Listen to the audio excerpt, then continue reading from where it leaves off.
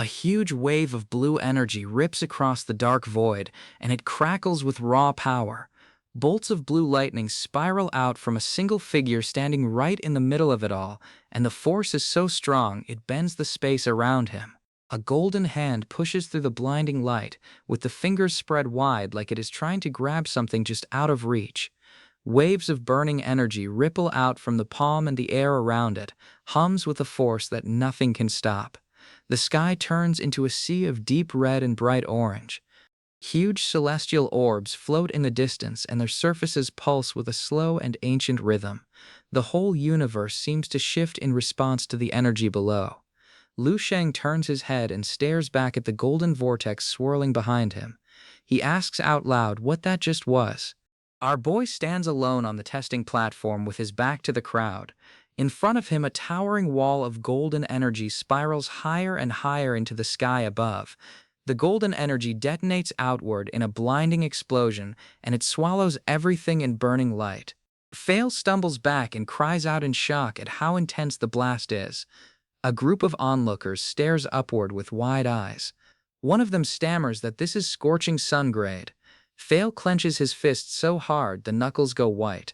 He says that it truly is the scorching sun grade, and not just an ordinary one at that. A violent storm of golden and red energy spirals upward, and the heat bends the air into shimmering waves. The raw pressure alone is enough to push nearby spectators back on their heels. Fail declares that this is a scorching sun grade that far surpasses anything he has ever seen before. The crowd erupts into confusion. Several people exchange baffled looks, and one of them asks what this is, while another one demands to know what is going on. A wall of spectators lines the edge of the platform, and they stare across the blazing light at a lone figure in the distance. One of them asks who that guy is, but his voice gets drowned out by the roar of energy around them. Lanche says nothing. The young man just stands perfectly still with his golden eyes locked on the distant pillar of energy. His silence is heavier than any words could ever be. Lanche wonders out loud just what level this person has reached to cause such a brilliant eruption to burst out of the testing device. An older observer's jaw drops and all the color drains from his face. He mutters that this young man truly is something beyond reason, and that he has actually reached the scorching sun grade. Then he repeats the words to himself in disbelief and asks whether it is really the scorching sun grade. Lu Sheng narrows his eyes. Shadows fall across his face with the golden energy swirling behind him, but there is no satisfaction in his gaze, only hunger for more. Our boy states flatly that this is not enough. Golden flames coil around Lu Sheng's body as he stands at the center of the testing ground, and the energy keeps climbing higher with every heartbeat. His silhouette burns against the darkened sky, and the ground beneath his feet cracks under the pressure. The young man roars that he is still not satisfied. Blazing red and gold energy explodes from his body and rips through the air in every direction. A massive shockwave tears outward from the platform. The golden light swallows everything, and all that is left is white-hot brightness stretching across the entire testing grounds. Lu Sheng's face twists in agony, and the veins bulge at his temples as blue energy crackles across his skin. He screams in pain and pushes past what his body can handle. Scarlet energy streaks rip through the air, and each bolt is thicker and brighter than the last. They leave glowing trails that hang in the air for a few seconds before fading out. Our boy stands at the center of a roaring inferno of golden and orange energy. The torrent spirals around him, and it lifts debris from the cracked ground and scatters it in every direction. The golden energy erupts into a huge pillar that towers over the entire testing grounds. The sheer size of it makes every building nearby look tiny, and the air trembles under its weight. A wall of golden light crashes outward in a horizontal wave and sweeps across the landscape. Everyone in the crowd has to shield their eyes, and the pressure alone is enough to knock weaker onlookers off their feet. Fear creeps across the faces of several spectators as they huddle together. One of them stammers that it feels like he is warping space itself. Then another one yells for everyone to look up. A man tilts his head skyward and screams and asks what in the world that thing is. That day, countless people who gathered at the testing grounds come to realize a single devastating truth. They could never cross that gap in talent. A towering manifestation of golden energy rises from the platform, and it is so enormous it blots out the sky. Every person below it understands deep down that the distance between them and the one at its center will never close. Several spectators gasp at the same time. One shouts that it is too big, while another lets out a stunned "whoa." Fail stares upward with his mouth hanging open and stammers that this is impossible. He asks how a Dharma manifestation can possibly reach 160,000 meters tall. Fail's face goes pale. He mutters that it is more than double the size of his own severe Flame 100 Dharma manifestation, and that this is beyond anything he could have imagined. Disbelief twists across Fail's features, and his gold-rimmed visor reflects the towering pillar of light. He asks how this is possible when the young man's aura is only that of a level 9. Lu Sheng throws his head back and screams. Raw power tears out of him in every direction as he pushes even harder and refuses to stop. An onlooker clutches his head and whispers that there are visions, and that so many visions are flooding into his mind all at once. Dean Mo Yun's ancient eyes widen beneath his white brows, and a tremor runs through his weathered hands. He murmurs that the boy is only level 9, so how can this be possible? Unless the boy possesses something no one here has ever seen before. Fail takes a slow breath and notes that even Lan Che only managed to reach his result using both his internals and every ounce of his accumulated strength. However, this newcomer has activated the testing device to this level in just a few seconds, and his aura still reads as nothing more than a level 9. The energy detonation intensifies to a blinding peak. Blue and gold collide in mid-air and send a cascade of sparks raining down over the testing grounds. The sound alone shakes the foundations of every structure nearby. The shockwave rips through a nearby block of buildings and rattles windows and sends loose objects tumbling to the ground. A crowd below screams in unison, and their collective shout gets swallowed by the thunderous roar of energy overhead. A spectator clutches the railing in front of him and declares that this energy is simply beyond words. Fail stares into the distance and his mind races. This is not just 9-star scorching sun. It has gone past 9 stars entirely. This is peak scorching sun, and it far surpasses anything on record. He wonders what this young man's name is. Lu Sheng's eyes burn with an almost wild intensity, and every muscle in his body is locked tight as golden energy pours from him in waves.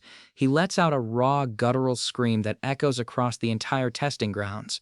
A sphere of deep blue energy appears in the void above, and it is surrounded by smaller dark orbs that orbit around it.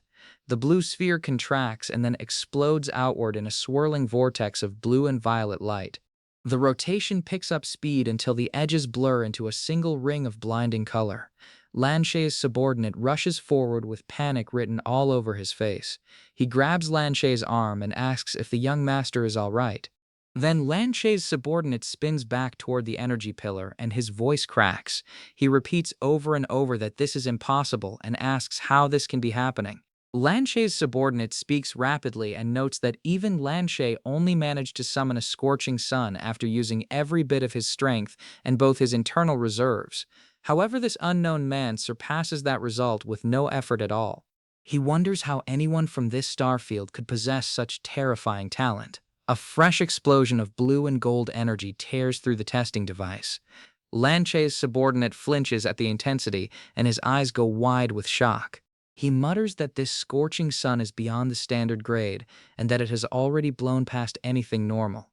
Someone climbing above scorching sun this easily is far too abnormal. He adds that the astrolabe is spinning so fast now that it is starting to shudder, and that means the device has reached its structural limit. The girl looks up through the haze of energy with a calm expression on his face. Is that really so? Her eyes flash with quiet determination, and her jaw is set firm. His stellar superior physical strength combined with the power of his eternal cells means the scorching sun grade is still not enough. He can push even further. Golden energy crackles along the young man's forearms as he tightens his fists and gets ready to break past the limit the device was built to measure. A silver-haired figure aboard a distant spacecraft leaps to his feet and orders his crew to raise the speed of the ship immediately. He demands that they reach the testing grounds at once and insists they go at full speed because he must secure that genius before anyone else does. A ring of blue light pulses around the astrolabe, and the testing device hums at a frequency that rattles the bones of everyone nearby. Lu Sheng notes that the device only measures up to 9-star scorching sun. Our boy explains that whatever comes after scorching sun is a mystery to him, so he is curious and wants to try pushing further. He adds that he needs to be careful not to break this astrolabe by accident. A massive burst of golden and red energy erupts from the device and cracks the base of the astrolabe. A wall of heat washes over everyone in the immediate area. An observer shouts that this is impossible. He insists that there are barely a handful of existences above the scorching sun grade in the entire scorching serpent star system, so there is no way this young man can reach that level. The astrolabe glows with blinding intensity, and its surface is cracking under the strain.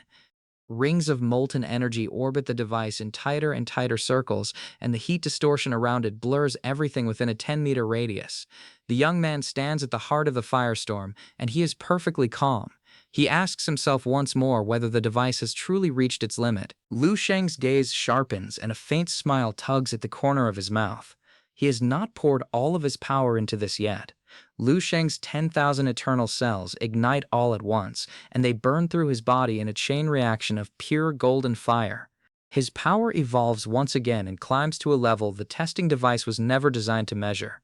Our boy's face fills the sky. One eye blazes a brilliant electric blue while the other remains dark and steady.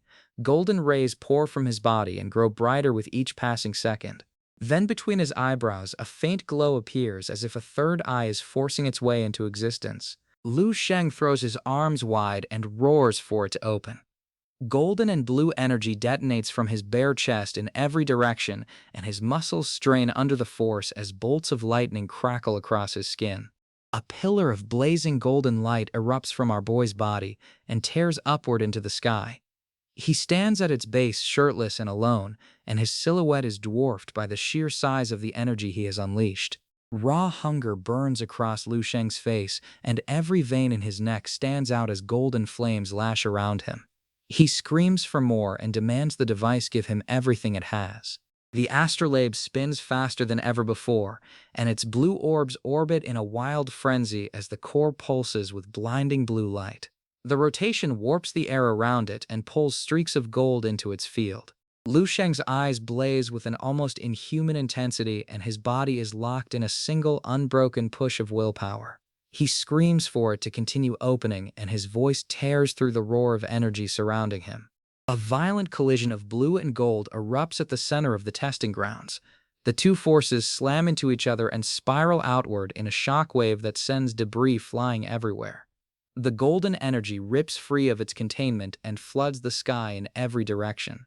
A single point of blinding white light ignites at the center of the explosion, and the sheer heat bends everything within sight. Our boy's lone silhouette stands motionless at the heart of the inferno, and golden radiance swallows him so completely his features vanish entirely.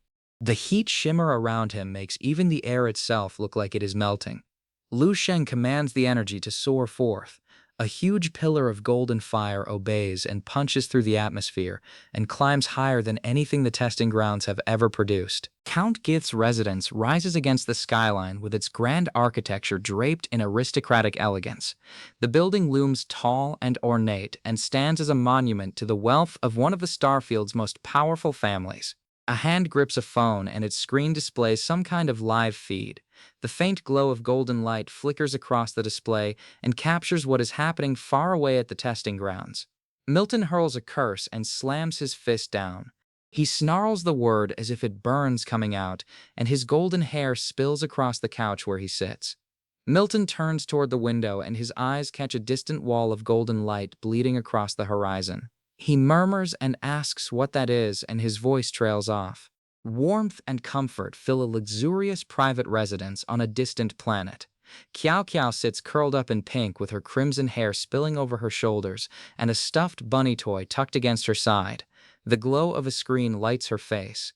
Kiao Kiao scrolls through her phone and pauses on something that catches her attention. Her eyes linger on the screen. The phone screen fills with information, and lines of text and images scroll past as Kiao Kiao reads through whatever has appeared in her feed. Kiao Kiao's brow furrows with curiosity, and her crimson eyes lift slightly from the screen. She asks aloud what that is, and her voice is soft and puzzled. The invisible ripples spread much further than anyone imagines. Across the dark and quiet galaxy, no one knows how many light years away they extend, and they slip through the void in silence. The ripples wash over bustling advanced planets where higher-level civilizations thrive, and they touch every corner of their gleaming cities. The ripples also reach third-world barbaric planets and remote low-level worlds, and even secluded barren rocks drifting through space without a single living soul. Not a single corner of existence is spared. Across the entire inferior starfield, every living being feels their hearts stir. A cool and gentle pulse sweeps through them as if some invisible hand has reached inside their chests and given their heartbeat a nudge. Joy crashes over them without warning or reason. Pure, unadulterated joy fills every living thing it touches and floods their senses with something they cannot name but feel down to their bones. Even those drowning in sorrow just a moment before find tears streaming down their faces the very next instant. The overwhelming majority of people have no idea why any of this is happening to them, and yet they feel it with absolute clarity. The galaxy is celebrating and cheering and rejoicing. A great existence has been born, and the entire cosmos sings in unison to welcome it. An observer's hands tremble and his eyes fill with tears of shock. She stammers that an eternal grade bloodline has actually been born in their inferior starfield, and she can barely get the words out. Another observer throws his head back and laughs. He repeats the words in disbelief and asks whether this person is actually an eternal grade. He spreads his arms and declares that their inferior starfield is about to enjoy the highest honor once again. Laughter pours from him deep and triumphant. Two of Lan Che's subordinates snap their heads upward and their eyes lock onto something above. One of them whispers and asks what that is, and his voice is barely a breath. Dean Mo Yun stares at the swirling cosmos with his dark robes billowing in the energy wind. He murmurs that this is such tremendous power and wonders how many thousands of years it has been since the galaxy rested alongside something this mighty. Lan Che turns sharply toward Dean Mo Yun and asks whether he is referring to what Lan Che thinks he means. The prophecy says that when the eternal bloodline of the legends descends, the heart of the astrolabe will glow and shake the lights of the universe. Dean Mo Yun raises both arms toward the sky, and his robes get caught in the surging wind. He declares that the prophecy has come to pass, and that something beyond the superior starfield is appearing right before their very eyes. The weight of those words hangs in the air as purple light streaks across the horizon. An energy unlike anything this starfield has known pulses through the cosmos, and every eye in range locks onto its source. Dean Mo Yun declares that he is witnessing the legendary grade above scorching sun with his own two eyes. He proclaims it as the eternal grade and calls it the rarest eternal bloodline in all of existence. Lu Sheng exhales a quiet breath and lets his shoulders drop. His blue eyes gleam with calm satisfaction as the last traces of golden energy fade from his skin. Our boy holds up his phone and snaps a quick photo of himself with the golden aftermath of the test still glowing faintly behind him. Then he taps the screen to send the picture. A warm smile crosses Lu Sheng's face as he reads the screen on his phone. His messages glow on the display, and one says, "It is nice," while the other confirms he pulls it off. In a star field extremely far away, someone is observing everything that unfolds below. A massive device hums with purple energy and projects the events across unthinkable distances. A grand throne room stretches into darkness. The star-crowned throne looms at its center, and upon it sits an armored figure that is motionless and regal. Then an alarm flickers to life beside the throne. The figure's face catches the light for the first time and reveals sharp features beneath an ornate golden and emerald helmet. Purple energy crackles around the throne as the armored being opens its eyes, and the sheer weight of its presence floods the chamber. The star-crowned figure remarks that yet another eternal great existence has appeared. He notes with a chuckle that his serpent star system will be welcoming an unprecedented great power in this era. Purple energy swirls around the armored figure as it shifts on the throne, and the ornate helmet catches streaks of light that ripple across its surface. The figure's amusement fades as quickly as it appeared. He mutters to forget it and notes that the newcomer is still too weak. With his current state, there is a risk of a premature end instead of growth. The star-crowned figure decides to place the newcomer below and let him train for a while longer. He will call the young one up when the time is right. The armored figure murmurs for the cosmos to continue sleeping, and the throne room dims once more. However far away, one of Lanche's subordinates slams his fist in frustration and curses that he does not even know the name or identity of the genius who caused the entire galaxy to quake. An elder among Lanche's entourage clutches his hands together and his white beard trembles with excitement. He declares he will find this person no matter what and use every resource at his disposal. He even swears to give his own daughter to the genius if that is what it takes. The elder continues and insists that even getting close to a single strand of this person's hair will ensure their family prospers forever. He laughs to himself and barely contains his glee. Aboard a certain Level 13 spacecraft, a figure in a crisp white uniform stands in the corridor. The ship's cold metal interior stretches behind him and hums with power. The uniformed figure's composure cracks wide open, and veins bulge at his temples as rage and disbelief twist his face. He roars a string of curses and demands to know who in the hell this monster is. Fail states that he knows Lu Sheng is extremely capable, but he never expected it to reach this level. He asks in genuine disbelief whether the galaxy itself is celebrating. Fail's eyes go wide and the blood drains from his face. He blurts out that this is unheard of and that the child of God from the prophecy is real. Then he screams that he has actually discovered the child of God. Our boy's expression stays perfectly calm and there is not a trace of exhaustion or surprise on his face. He speaks up quietly and says, actually, there is something they should know. Lu Sheng explains that what happened just now was the limit of the astrolabe and not his own limit. He still has not reached the ceiling of what he can do. Fail's jaw drops open and every trace of composure evaporates from his face. He screams a single word back at the young man and demands to know what he means. The inferior Starfield Association highest House of Representatives rises against the skyline, and its grand architecture stretches toward the heavens. Lu Sheng strides through the entrance of the Great Hall, and his casual confidence cuts a sharp contrast against the ornate pillars and polished marble surrounding him. Our boy's figure grows smaller as he walks deeper into the grand estate flanked by towering buildings and manicured grounds. Several figures wait for him at the far end of the path, and their postures are stiff with anticipation. Sebastian Pavlov watches Lu Sheng approach and murmurs that he is here. A woman in a red formal dress stands beside him, and her eyes follow the young man with quiet interest. Sebastian Pavlov steps forward and clasps Lu Sheng's hand warmly. He welcomes him and calls him a true young hero, and his white beard lifts with a broad smile. Golden energy shimmers faintly around our boy as the surrounding officials exchange glances. The weight of his presence fills the hall without him saying a single word. Fail explains that this eternal grade bloodline Lu Sheng carries is extraordinarily precious. He strongly recommends they handle the situation with careful strategy and not let this opportunity slip through their fingers. He adds that the god of fortune always shines on someone like this. Fail insists that what they need to do is make sure they do everything in their power to keep the young man on their side. Lu Sheng's eyes sharpen with quiet resolve, and a flicker of emotion passes through them. He is going to place everything into the hand of fate and fight against the odds with all his strength this time around. Fail tells our boy that as the leader of this generation, even the galactic lottery cannot compare to this once-in-a-generation opportunity his existence represents. Sebastian Pavlov pauses and admits he forgot to introduce himself. He states that he is the dean of the inferior Starfield House of Representatives, Sebastian Pavlov. Pavlov's weathered hand gestures toward the man at his side, who is a calm and sharp-eyed figure in formal attire. He introduces this person as the inferior Starfield's chief law enforcement officer, Akili Koya. Then Koya nods and says he is honored to meet Lu Sheng. Pavlov tells Lu Sheng that his name will probably echo throughout the universe after today. He adds that even in the distant future, the galaxy will still tremble at the mention of it. Lu Sheng responds that Pavlov is giving him far too much credit.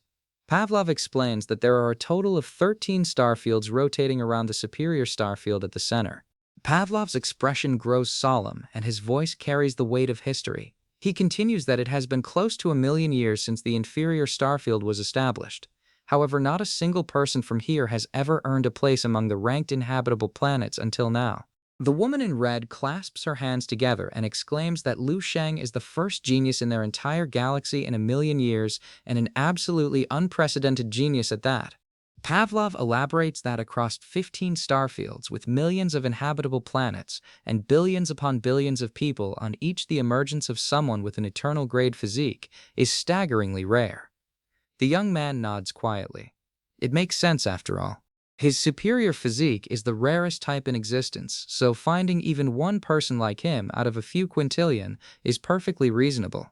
Pavlov explains that normally whenever an eternal grade is born in any star field, the star system's central authority will definitely send someone to investigate. He adds that Lu Sheng may even have the chance to train under the wing of someone from the center, and that prospect carries enormous weight.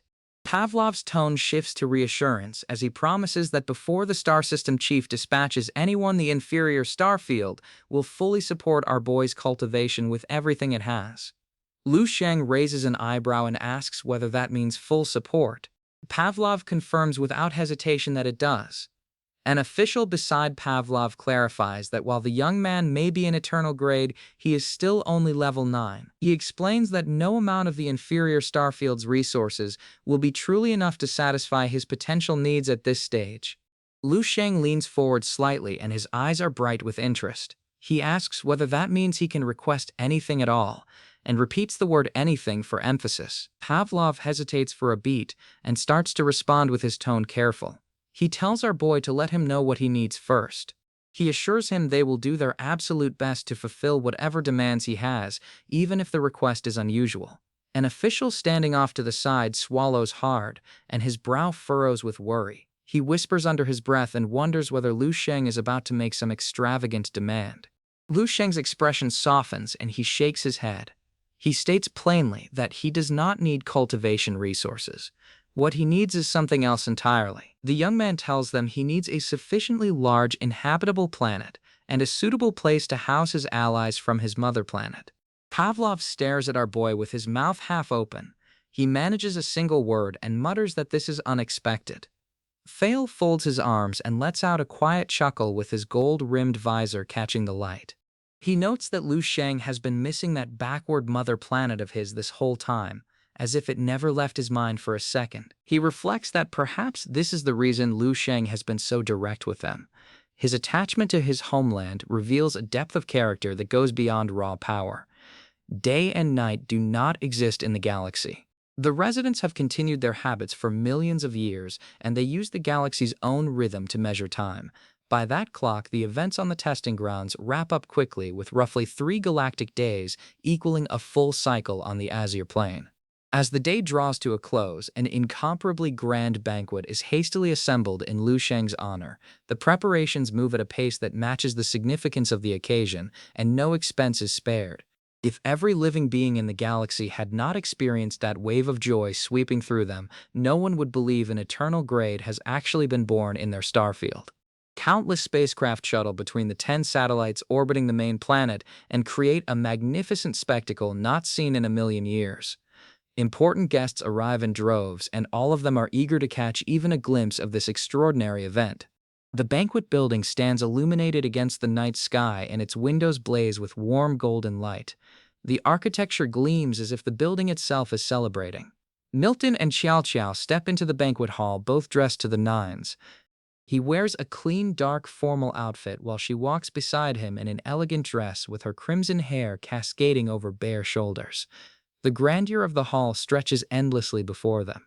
He glances around the enormous venue and notes aloud that there are so many people here tonight. The first eternal grade born in the inferior starfield has drawn guests from across the entire region. The sheer volume of visitors threatens to overflow even the most spacious halls on the main planet, and the energy in the room hums with anticipation. Milton leans toward Kiao Kiao from behind, and his golden hair brushes his collar. He tells her firmly that when the eternal grade genius appears later, she must do everything in her power to secure a friendship with him. Kiao Kiao blinks and points at herself in surprise. She asks whether Milton means her. Kiao Kiao's cheeks flush a soft pink and her hand drifts to her chest. She asks quietly whether someone that respected would even like her. Milton insists that she absolutely must do it. He declares that with her looks it is definitely possible, unless the eternal grade genius somehow does not like girls. A pair of banquet guests spot Milton across the room and snicker. One of them calls out and asks whether that is the mob rider Milton. Then the other adds a taunt and asks if he has done it today. Someone in the crowd calls Milton the vicious 150-year-old battle god and draws more snickers. Milton grits his teeth and turns away and calls for Kiao Kiao, telling her they are leaving. Milton spins around and finds the spot where Kiao Kiao was standing completely empty. He asks aloud where she has gone, and confusion replaces his anger. His composure collapses entirely as panic and rage wrestle across his face. He curses that even Kiao Kiao has vanished on him. He needs to locate the genius first and get him to publicly acknowledge their family at this banquet so no one dares mock them again. A pair of strangers huddle together at the edge of the banquet hall. One of them suggests spreading more rumors about Milton and notes he is already finished. He adds that the real opponent is Milton's sister Kiao Kiao. The other stranger asks whether the rumor is even true. His companion shrugs and replies not to bother with that, and says whether it is true or useful does not matter right now. Milton's eyes snap to a figure across the hall, and recognition jolts through him. He whispers that the person he sees is His Excellency Lan Che, and his mind immediately shifts into opportunity mode. Even if he cannot build a direct connection with the eternal grade genius, getting close to someone of Lan Che's stature is still an opportunity worth seizing. Milton whips his head around and asks where Kiao Kiao is right now, and insists it is of utmost importance. Someone nearby points across the room and says they spot her but wonders who she is chatting with so happily. He freezes in his tracks, his eyes lock onto the person standing beside Kiao Kiao, and every drop of color drains from his face. He stammers that this person is that lowly living being. Lu Sheng stands at the center of the banquet with a warm and easy smile spread across his face. Xiao Xiao chats with him in the background, perfectly comfortable and completely unaware that Milton's entire world is crashing down around him. Milton snarls the word bastard through clenched teeth, and his golden hair whips as he spins toward the crowd at the banquet hall. He seethes that this fool dares to leech his way into such an important event. His voice drips with contempt as he glares across the room. Milton's fury gives way to surprise as he hears a familiar voice. He turns and calls out for Kiao Kiao, and his tone shifts from anger to confusion. Kiao Kiao waves her brother over with a bright smile. She tells him to look who she has run into, and adds that Lu Sheng is here at the banquet too. Milton raises an eyebrow and lets out a flat O, and his gaze slides toward Lu Sheng with open disdain. His lip curls into a sneer as his voice drops low.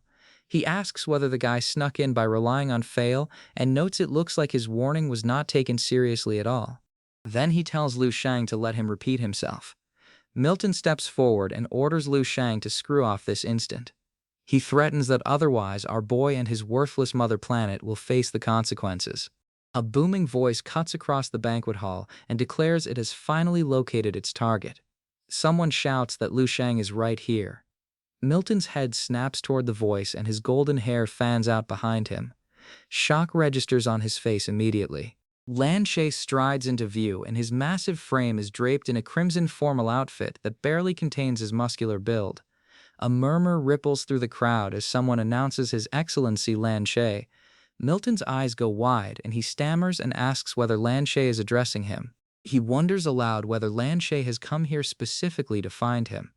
Excitement and desperate hope flood Milton's face as his composure cracks into a giddy grin. He bows deeply and offers his deepest apologies and explains he was just about to go looking for Lan Che himself.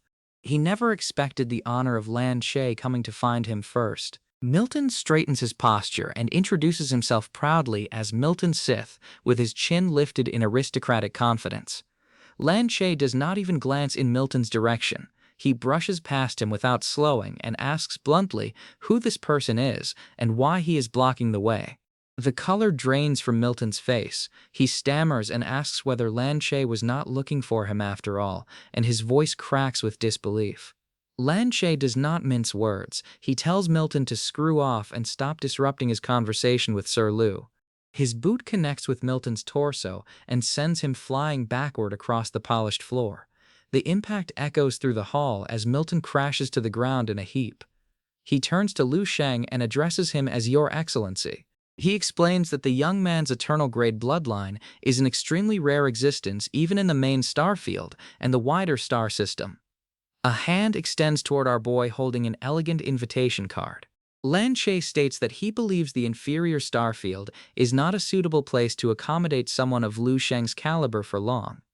Lan Che presents the invitation formally and tells Lu Sheng that when he comes to the main star field, he hopes the young man will consider his offer. He adds that he extends this formal invitation on behalf of his father, Count Lan Huo.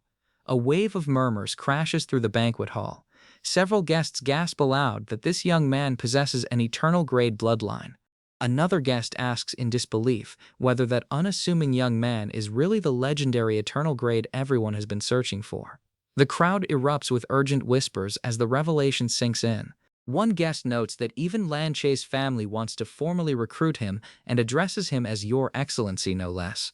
Fail must also build a relationship with this incredible person before the opportunity slips away. Our boy glances down at the invitation card in his hand, and a quiet smile crosses his face as he takes in the weight of what it represents. Guest after guest shouts his name and title, and our boy blinks with mild surprise at the sudden rush of attention. Lu Sheng's calm cracks for just a moment as a sea of hands thrusts invitation cards and gifts and business proposals into his face from every angle. He mutters that this is a lot to take in, and his voice is nearly lost in the clamor. Milton watches the spectacle from the floor where Lan Che left him. His jaw hangs open as the reality crashes over him, and he realizes that the person he has been threatening and insulting is the true eternal grade genius the entire starfield is celebrating. His face twists between horror and disbelief, and his golden hair is plastered to his sweating forehead as the magnitude of his mistake sinks deeper with every passing second. The legendary genius with the extraordinary eternal bloodline is the very same person he orders to screw off just moments earlier. Milton's mind races as the truth crashes over him. Milton slumps against a pillar and his eyes go hollow. He mutters that not only did he fail to establish a connection, but he managed to offend Lu Sheng twice. He whispers that it is over and that he is completely finished. The banquet continues around him as guests mingle and celebrate. Their laughter and chatter fill the glittering hall. A figure with crimson hair moves through the crowd nearby. Xiao Chao's eyes widen with curiosity as she looks toward Lu Sheng. She asks softly whether he is really the genius who caused that galaxy-wide phenomenon. Lu Sheng tells someone nearby that he currently has a few things to handle, but he will consider their offer. The guest thanks him eagerly and says they look forward to seeing His Excellency Lu Sheng again. Our boy rubs the back of his neck. Having this many people swarming around him is giving him a headache. He needs to figure out a way to deal with all of this attention. At the same time, in a completely different part of the starfield, a heavy metal door grinds open and harsh sunlight floods into a dim corridor. Several armored and masked figures step out and shield their eyes. One of the masked figures raises a hand against the blinding light. He murmurs about how blinding the light is and wonders how long it has been since sunlight touches his face. His voice comes out hoarse from disuse. An official hands a stack of documents to the group and tells them their spacecraft is parked at port 394. He instructs them to locate it and keep their certificates and move along. One of the masked figures bows slightly and says thank you. His companion snaps at him and calls him Bang Lin and asks whether he has been bowing to people for so long that he has lost his spine. He points out that their captors locked them up for ages and Bang Lin is thanking them for it. Bang Lin holds the release documents close and explains that they actually treated him very well. Apart from having no way to communicate with the outside world, every other aspect of his stay was perfectly comfortable. His companion adds that whatever he wants during captivity, they provide it without question. He pauses and says, they even send him women. Another member of the group rears back in shock and his mask barely contains his outrage. He demands to know what the hell his companion means by receiving the highest level of treatment while locked up in jail. The companion asks whether the others did not receive the same treatment. One of them hesitates and stammers that well about that particular matter his situation was a bit different. The hesitant one straightens up abruptly and insists that yes, of course he received the same treatment. His voice cracks with false confidence. Although it was the highest level of treatment on paper, the methods the government used to extract information left certain marks that comfort alone cannot erase. One of the figures screams for someone to stay away from him, and his voice is raw with lingering trauma. A masked figure clenches his fist and swears that once this whole mess is over, he will expose everything they did when the group returns home. Another member of the group tells him to let it go. He reasons that the fact they are being released at all proves the situation has settled. He argues there is no point picking a fight now, and that simply surviving is already a victory. The angry figure refuses to calm down. He snaps that there is no way he can let this go because, at minimum, they lost a Radiant Moon grade talent to this backwater and possibly even a Scorching Sun grade genius. One of his companions pats his shoulder and tells him to loosen up. The companion suggests that maybe Lu Sheng's talent is not as outstanding as they imagined. He adds that reaching the Radiant Sun grade is not something that comes easily after all. The angry figure whips around and snaps that his companion says that far too casually. He insists that a talent like the young man barely ever appears in their white mist starfield, and he cannot just brush it off. The group passes a crowd of celebrating locals and overhears a conversation. Someone mentions that the Eternal Grade Lord is only 20 years old. The masked figures freeze in their tracks. One of them blurts out that he wants to see what this Eternal Grade looks like. Another mutters a quiet curse under his breath, and the weight of the news settles over the group. The masked figures huddle together and ask each other what the locals are saying. One of them repeats the words in disbelief and asks what Eternal Grade means. A passerby explains that the Eternal Grade is the stuff of legend and a tradition bloodline so rare it is born only once in trillions upon trillions of people. One of the masked figures whispers that this is the first time he has ever heard of such a level of genius. Another member of the group stops dead and his armored hands tremble at his sides. He stammers that this genius is only 20 years old and mutters that there is no way and that it simply cannot be who he thinks it is. The streets around them explode with color and noise. Banners and balloons fill the sky as a public broadcast announces that the inferior star field fervently celebrates the birth of an extraordinary physique and a genius the likes of which appears only once every million years. The angry masked figure looks up at a massive display and his entire body locks rigid. His voice cracks as he gasps and asks what he is seeing. Lu Sheng's image fills the screen and he stands calm and powerful in the light of his own legacy. The masked figure screams that it is Lu Sheng and that he is the Eternal Grade galactic genius. The name echoes across the celebrating streets as the truth finally hits everyone from the white mist starfield all at once. Blue lightning crackles through the air as a figure trains alone on a rooftop. A pair of onlookers watch from below, and one of them asks what has happened to Lord Robert and why a man in his prime is suddenly retiring. The chatter picks up among the crowd. Someone murmurs that Robert was in excellent standing just days ago, so why is he leaving the force now? The gossip spreads through the street fast. Another voice chimes in with the real story, and his eyes are wide with disbelief. He reveals that Robert was the one who played host to someone from the White Mist Starfield and helped sabotage an important Starfield martial talent event. He adds that Law Inspector Lennon is furious with him. A bystander tilts his head and asks what level that martial talent actually was that it cost a final level 11 enforcer like Lord Robert his entire career. His companion shrugs and admits he has no idea. Lord Robert paces back and forth with veins bulging at his neck. He screams the same curse over and over and calls someone a bastard 3 times in a row. His voice cracks with rage. Robert's fury dissolves into bitter regret and his shoulders sag under the weight of it all. He mutters that no one could have predicted that man's true nature and that despite everything he is still so calculating and shameless. He spits that the blame for the entire disaster lands squarely on his own head. Robert stops pacing and exhales. Silence fills the empty room around him. A single heavy breath escapes Robert's lips.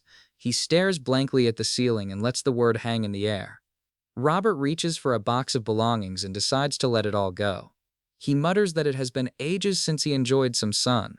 The company property he recently acquires is the perfect place to live out a quiet life with his wife and kids. A holographic broadcast flickers to life across multiple screens. The anchor announces an urgent alert and every eye in the vicinity locks onto the display. The broadcast declares that Level 11 law enforcer Robert has committed an inexcusable crime while on duty. The accusation plays across the screen for the entire starfield to see. The punishment drops hard. Robert's martial style will be stripped from him, and he will no longer hold the Scorching Sun grade. His cultivation is to be forcibly demoted from that point forward, and it takes effect immediately.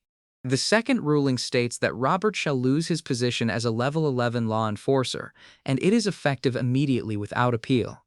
Robert's face drains of all color as the final sentence is read aloud. He is to be banished to the level 8 battlefield and sentenced to hard labor for the next 3,000 years.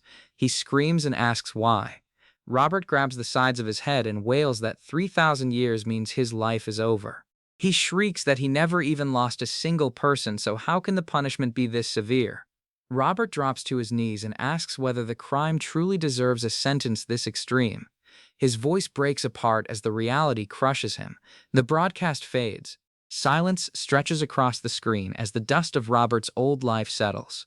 Elsewhere, golden light fills a wide corridor. Lu Shang stands at its center, and energy rolls off him in waves as he surveys his new surroundings. Our boy notes that they have given him limitless provisions for all his cultivation needs and a full set of automatically gifted level 11 equipment and his very own spacecraft. The sheer scale of the support still catches him off guard. So this is what it means to be born under the galaxy's favor, with an entire starfield's worth of resources dropping into his lap. Lu Sheng holds his phone and scrolls through a list of available resources. His expression stays calm and focused as he plans his next move. As long as he does not go overboard with his requests, he can basically get anything he wants from the inferior starfield's reserves. A holographic star map projects from his device and displays dozens of inhabitable planets.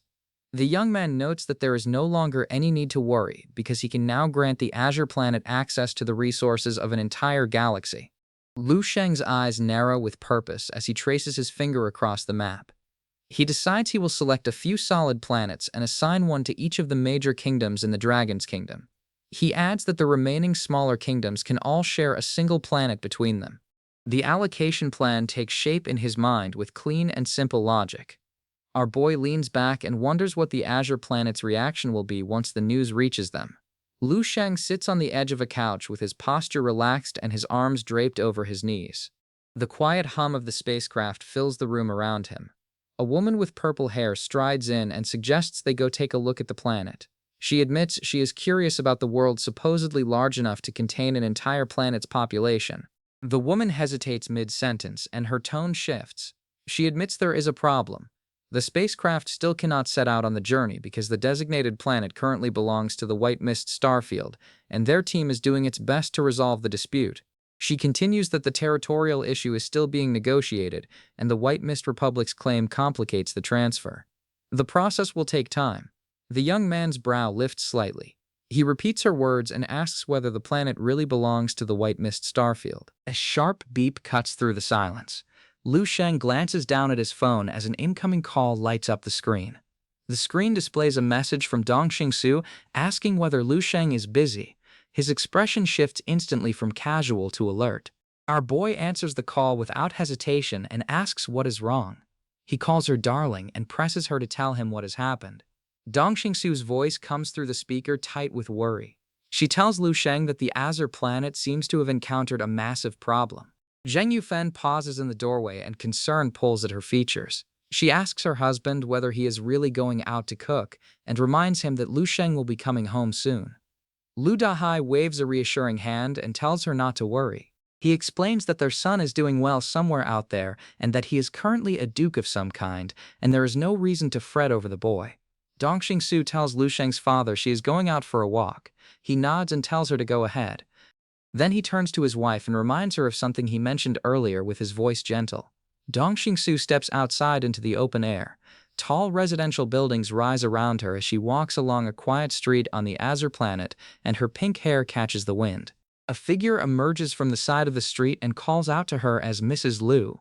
Dongxing Su turns to see a woman with lavender hair and a mask covering the lower half of her face. A name box introduces her as Lin Zheng Yue. She asks what Lu Sheng says about the situation. Dongxing Su relays Lu Sheng's message. She explains that he promises to try coming home as soon as possible, and that he also plans to use other means to help them resolve the current crisis. Lin Zheng Yue tilts her head and repeats the words "other means" and turns them over in her mind. Her eyes narrow above the mask as she tries to figure out what Lu Sheng has in store. Lin Zheng Yue admits she has no idea what the young man means either. She adds that they do not need to know the specifics and that they should trust him rather than worry. Lin Zheng Yue's expression hardens. She says the planet still has a long way to go before it can stand on its own. Her voice drops as the weight of the situation presses down on her. She explains that the entity controlling the situation has used nearly all available resources for protection, and yet the gap in power remains staggering. Lin Zhengyu continues and notes that the core problem is simple. Their side does not have enough resources to handle the threat. She presses the point harder and explains that even if they pool everything the Azure planet has, it is still nowhere near enough to reach even half of what the opposition controls. The math is devastating. Lin Zhengyu gazes into the distance and the wind pulls at her lavender hair. She murmurs that this is truly a world where the strong prey on the weak and nothing else matters. She adds that once Lu Sheng returns, he will probably be able to resolve all of their problems in one sweep. Dong Qingxiu pauses and says the last thing Lu Sheng tells her keeps echoing in her mind. She recalls his words clearly. Lu Sheng tells her he is able to resolve this and asks her to wait for him. The memory of his steady and certain voice fills her chest with warmth. The perspective shifts to Lu Sheng's side. Sebastian Pavlov sits in an ornate chamber at the House of Representatives and processes information. The young man leans forward and asks the representative directly how they can resolve the situation. He explains that he has come today specifically to discuss this matter and asks whether there is any way they can help. Pavlov explains that the Azure planet is classified as a difficult resource planet. He notes that it is not easy for the stellar authorities to intervene directly, but resolving it by dispatching someone to handle the territorial dispute around the mother planet is a trivial matter by comparison. Akili Koya assures Lu Sheng that with the right team deployed, the issue can be settled within 3 months at most. She tells him there is no need to worry about the administrative side. Lu Sheng dips his head and thanks her sincerely, and the relief is visible in the softening of his shoulders. Akili Koya waves the gratitude away and insists it is a small matter that requires no thanks. Then her expression shifts and a playful edge enters her voice. She mentions that she does have a small favor to ask of him. Our boy raises an eyebrow and tells her to go ahead. Akili Koya leans forward and tells Lu Sheng to go ahead with whatever he needs. She assures him that if it is something within her power, she will do her absolute best to make it happen. Lu Sheng explains that the stellar star system has already given him an enormous amount of benefits. He lists the exploration support and the educational resources and the focus they have poured into his cultivation. He admits that the sheer volume of what they provide is more than he can even use. Gratitude softens our boy's expression as he continues. He notes that they are still helping him resolve the problems with his homeland, so doing nothing in return for the stellar system leaves a weight on his conscience. Pavlov's eyes light up with an idea. He asks whether Lu Sheng is interested in joining a competition and explains it is one that pits stellar kingdoms against other kingdoms across the galaxy. He calls it a chance to test and increase his strength even further. The young man tilts his head slightly and asks whether she has any further details about what this competition involves. Pavlov's voice carries a spark of excitement as she lays out the full picture. He explains that she envisions Lu Sheng representing the stellar star system and joining with the 13 star fields in a large-scale galactic martial arts ground competition. He pauses for emphasis and adds that when the time comes for the competition to take place, something extraordinary will happen. Pavlov sweeps her hand across a holographic star map and galaxies spin between her fingers. He explains that our boy could help recruit all the accomplished young talents and unique civilizations from the 13 different star fields into one event. He drops the final piece into place and announces that these recruits will become his training partners forged in battle alongside him. Lu Sheng repeats her words aloud and lets the idea settle. Training partners. A grin tugs at the corner of his mouth. Pavlov presses further and explains that the galaxy is essentially a massive arena. He tells him that if he enters 1,000 clans and designated fighters will clash against each other and give him the chance to sharpen his skills against the best the other starfields have to offer. She adds that she is already looking forward to it. The young man nods and accepts her request without hesitation. He asks when the competition will take place. Pavlov holds up a hand and explains there is no rush. He clarifies that this is currently just her own proposal and that she still needs to gather opinions from the other star systems on whether they agree. He notes the logistics of getting everyone on board will take time. His tone shifts as she points directly at Lu Sheng. He says there is one thing he must focus on above all else. Pavlov's voice rings with conviction. He tells our boy that the only thing he needs to do right now is cultivate more and keep pushing and become stronger. Akali Koya's expression grows serious. She warns that even though the eternal bloodline is powerful, his cultivation rank and realm are still a little low for what lies ahead. She explains that there are definitely eternal rank geniuses scattered across the other starfields, and some among them have already reached the Radiant Moon grade or even the Scorching Sun grade. She reassures Lu Sheng not to worry and notes that although the goal is for others to become his sparring partners, winning a title for himself along the way is perfectly fine. His path forward will be far wider and more brilliant than any of theirs. Pavlov pauses and her playful confidence vanishes. He utters a single word. However, Pavlov declares that he still wants this unprecedented galactic martial arts competition to serve as a grand stage. He envisions it as a showcase of Lu Sheng's raw power and a demonstration of just how strong the eternal bloodline can truly be for the entire stellar system to witness. Lu Sheng lets out a sharp scoff, and a dangerous grin spreads across his face. Our boy asks bluntly whether all his opponents will really be just level 11s. He states that level 11s alone will not be enough for him. He demands that most of the competitors be level 12 martial arts geniuses, or the whole thing will not satisfy him. Pavlov's jaw drops. He blurts out a stunned what and is unable to process what she just heard. Meanwhile, on the Azure planet, warm sunlight pours over a tranquil coastline. Seagulls glide across a brilliant blue sky as gentle waves lap against the shore. The view settles on a stretch of white sand beach where the distant sound of the ocean fills the air with lazy calm. A woman in a bikini strolls along the waterline while a massive figure lounges on a beach chair nearby with a drink in hand. The beach is a picture of carefree indulgence and far removed from the struggles of the Azure planet's people. The large man figure grins at his companion and calls out to Mard, and his dark blue skin glistens under the sun. He tells Mard to guess how much profit he manages to pull in this time around, and his voice drips with smug satisfaction. Mard glances over with mild curiosity and lets out a simple "oh," and his slim frame leans against the railing. The large man holds up his fingers and announces proudly that the haul is 10,000, at least 10,000 in black crystal currency. Mard's composure cracks and his eyes go wide. He blurts out that there is no way and demands to know how that is even possible. The large man throws his head back and roars with laughter. He brags that Mard has no idea how rich this low-level resource planet truly is. He mocks the previous envoy for being too stupid and explains that each time the old collector shows up for resources, he only ever collects exactly what their superiors request, and nothing more. Sunlight gleams off a coconut resting in the sand as the breeze carries the sound of waves across the beach.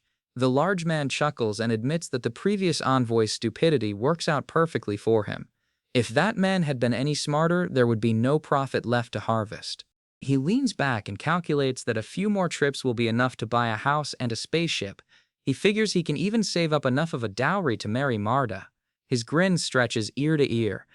The man reveals that bribing the resource department with gifts is what secures him this goldmine of a planet. He boasts that every coin he spends on those bribes comes back dozens of times over. He continues bragging that the job even lets him see different types of people on these planets, and not to mention the endless supply of food and entertainment. The large man gestures around at the beach and insists that just look at how he is living right now. He does not even need to report to the resource department anymore. Mard interjects calmly and warns that it is not all sunshine. He points out that while some planets are full of easy profit, others offer absolutely nothing. Mard shares his own experience and notes that the current planet he works on, the Azure planet, designated a 28,462, may look plain with its beautiful bay. He reveals that exploring almost 90% of the planet's energy crystal deposits and refineries has proven incredibly lucrative. He states flatly that this one planet alone has yielded at least 1,000 black crystals for him. The large man pushes back on the number and accuses Mard of exaggerating. He warns that extracting too much energy too quickly will drain the planet dry. He adds that these low-level civilizations are nothing but insects, but even insects will bite back if pushed too hard. He waves off the concern and insists he is far more careful than his companion. He explains he has already investigated the Azure planet thoroughly and notes it only has level 5 Marshall Way legacies, with roughly 100 practitioners at that tier. The man notes something strange about the planet, though. The lowest-level Marshall Way legacies are surprisingly high quality, while the top-level ones are leagues beyond what a planet like this should possess.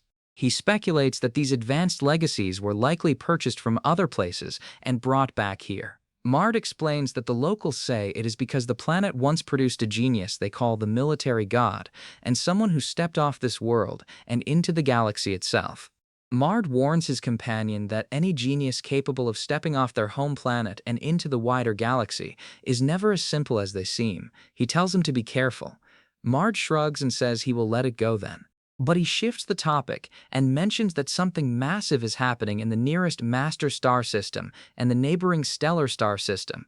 The large man's sunglasses nearly slide off his face. He stammers and repeats the words eternal grade and asks whether that is not something that only exists in legends. He curses under his breath as the weight of the revelation hits him.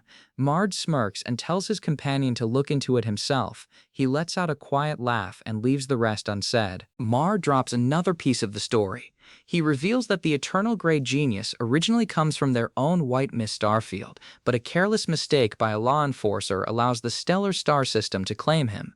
That enforcer receives a sentence of 3,000 years on the battlefield star. The large man exhales and mutters that he never imagines the stellar star system would have such tactics hidden up their sleeves. Mard nods and explains that the hunt for geniuses from low-level civilization planets has become a growing trend across the star systems. He warns his companion not to go overboard with his demands on these planets because offending some hidden genius could end very badly for him. The man waves his hand dismissively and insists he would never offend anyone like that. He adds that his current assignment is in Area 2937 and the most remote place on the far outer rim. Mard freezes mid-breath and every trace of color drains from his blue face. He stammers and asks what his companion just says. His voice cracks as he realizes that the eternal grade genius he has been describing appears to be from the exact same area his companion currently works in. The man leaps off his beach chair and begs Mard to tell him this is a joke. He screams that even if the genius is from Area 2937, there are thousands of resource planets in that zone, so the odds of it being his planet are practically zero. He insists he cannot possibly be that unlucky and swears that if he is, he will eat his own waste. Mard's voice crackles through the phone as he asks the fat man whether he has been scamming others on their resources again. His tone carries a mix of amusement and mild concern. The fat man waves his free hand dismissively and tells Mard to relax. He adds that with all the money he is pulling in, Mard should remember to treat him to dinner when he swings by next. Then he announces he is hanging up now. The fat man sets the phone down and stares at a holographic display. He mutters under his breath and asks whether there really is an eternal rank genius out there. The information gnaws at the edge of his confidence. He scrolls through the data and reads that this genius only appears once in 100 years across the entire 13-sector region. The scale of it makes him pause, but he pushes the unease aside. The fat man shakes his head and reassures himself. He insists that even if the genius is close by, there is absolutely no way it could be connected to this backwater planet. He repeats the words to himself as if saying them enough will make them true. He leans back and mutters that there is no chance he is that unlucky. The rumors are just people getting worked up over nothing. The fat man suddenly snaps his fingers and remembers something else entirely. He notes there are about 2 days left until the deadline he set for the locals to gather resources. He realizes he should send them a reminder so they do not slack off. A burst of golden energy erupts around him as he hauls himself off the beach chair with renewed purpose. The fat man throws his head back and lets out a booming laugh that echoes across the beach, and his massive frame shakes with each roar of amusement. A sharp noise cuts through the fat man's celebration and his head snaps to the side. He blurts out a confused grunt as something unexpected catches his attention. Shi Hongfei steps onto the beach and his formal military attire is immaculate despite the sand beneath his boots. He bows deeply and offers a crisp greeting and addresses the fat man as my lord. Several more locals arrive behind Shi Hongfei and each of them bows in unison. One of them apologizes for arriving so late and his voice is tight with nervousness. The fat man stands among the locals and his expression shifts from surprise to authority. He returns the greeting with a lazy nod.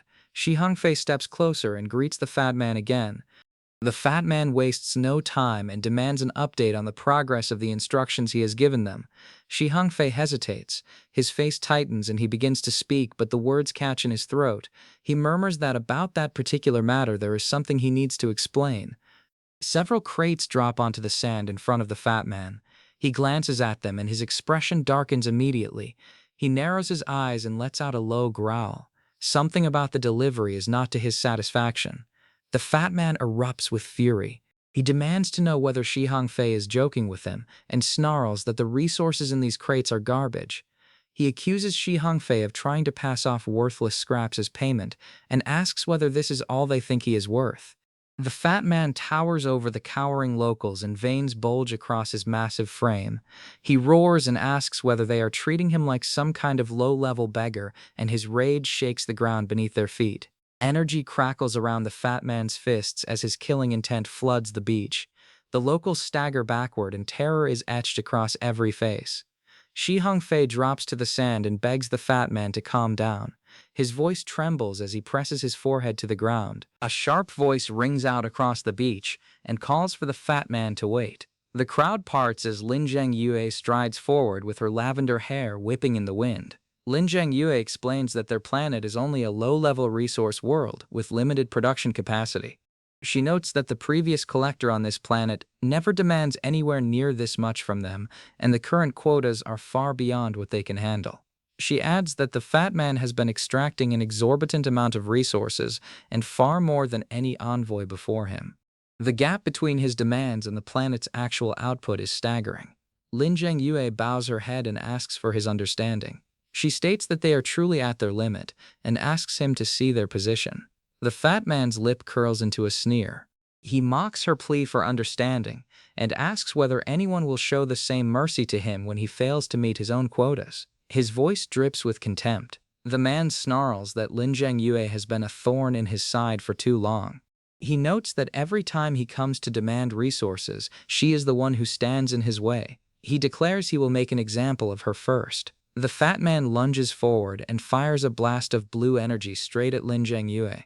The beam tears through the air with enough force to crack the sand beneath it. He asks coldly whether she really enjoys standing out that much. His shadow falls over her crumpled form. The fat man holds Lin Zhengyue by the collar and lifts her off the ground. Several locals rush forward, and one of them screams for the fat man to spare her. The locals stammer and trip over their own words, and their bodies shake too hard to form a coherent sentence. One of them manages a broken whisper and barely gets the first syllable out. He warns that if they still cannot gather enough resources to satisfy his demands, by then every single one of them will end up just like her. The fat man raises his fist to strike again when a blinding beam of blue energy slices through the air from above. The blast connects with his body and sends him reeling backward. He screams for the attack to stop, but another wave of energy crashes into him. The fat man staggers and clutches his chest. His eyes are wild with pain and confusion. He screams and demands to know who dares attack him, and his voice cracks with rage.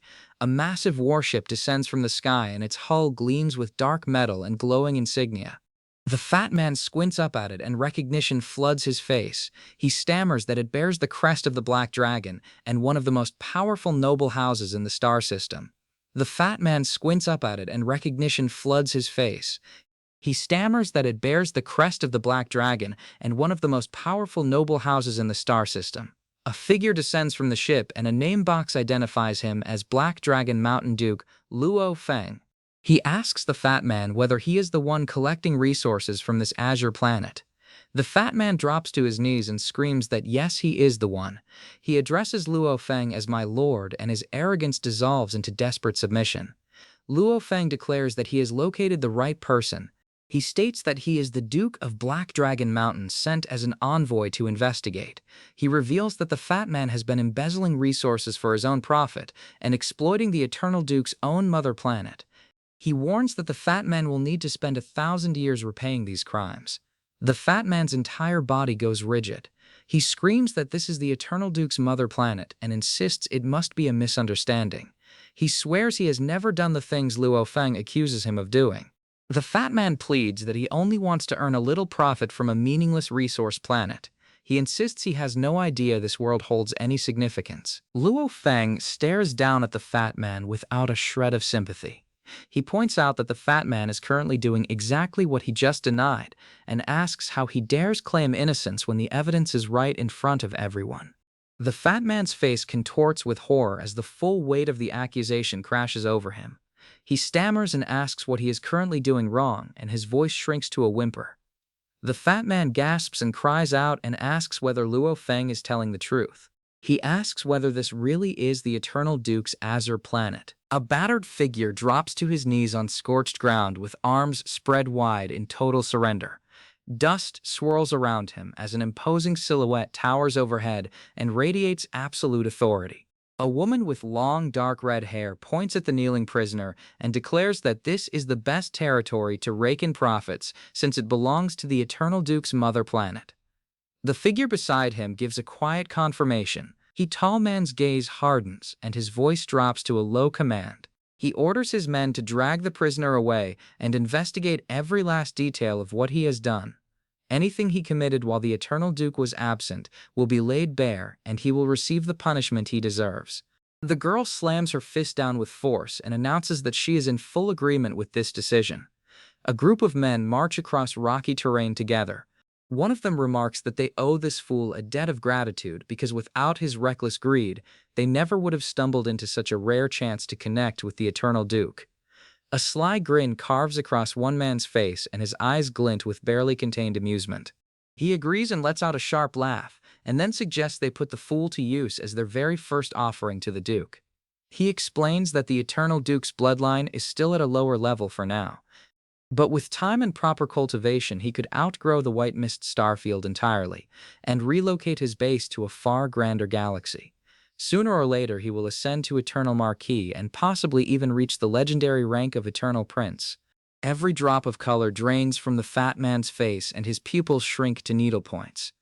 He actually tried to squeeze every last coin out of the Eternal Duke's own mother planet. The man clutches his skull with both hands and wails that it was a 1 in a million situation, and he somehow landed on the absolute worst outcome imaginable.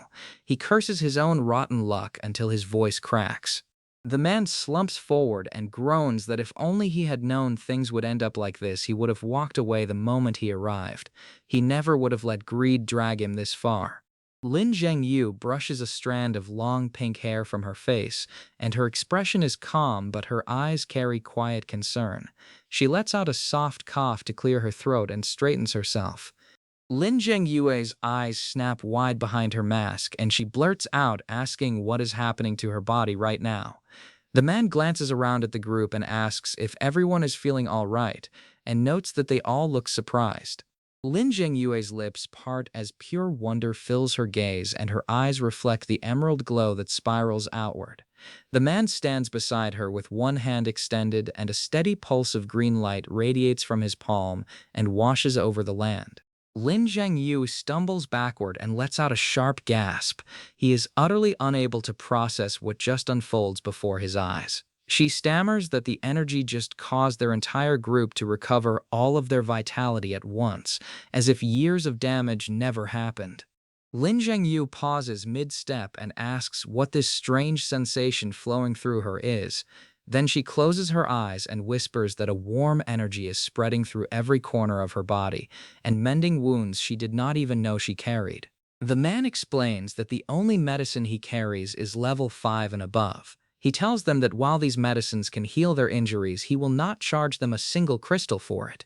Once the seal is applied, they can channel the leftover energy directly into nourishing the planet itself. His tone softens as he looks around at the recovering locals. He explains that since they are at the very center of the planet, even a small dose of nourishing energy will bring enormous changes to the land. As a descendant of this world himself, he cannot just stand by without helping.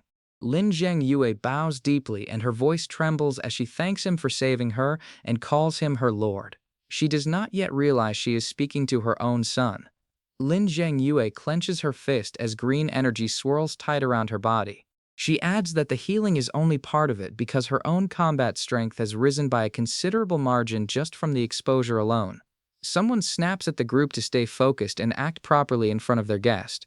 Then Lin Zhengyu turns and asks what exactly this Eternal Count title is that the visitors have been mentioning. The man straightens up and announces that the Count is none other than the man who leaves this very planet and reaches all the way to the stars. His name is Lu Sheng.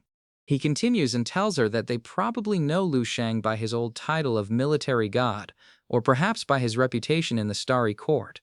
The young man is now the most distinguished figure the entire stellar starfield has acknowledged in modern history. A local shakes his head slowly and mutters that Lord Lu Sheng only left this planet a few months ago, and somehow he has already climbed to the highest level of the entire galaxy. Lin Jingyue's hands tremble at his sides as the full weight of the revelation crashes over him.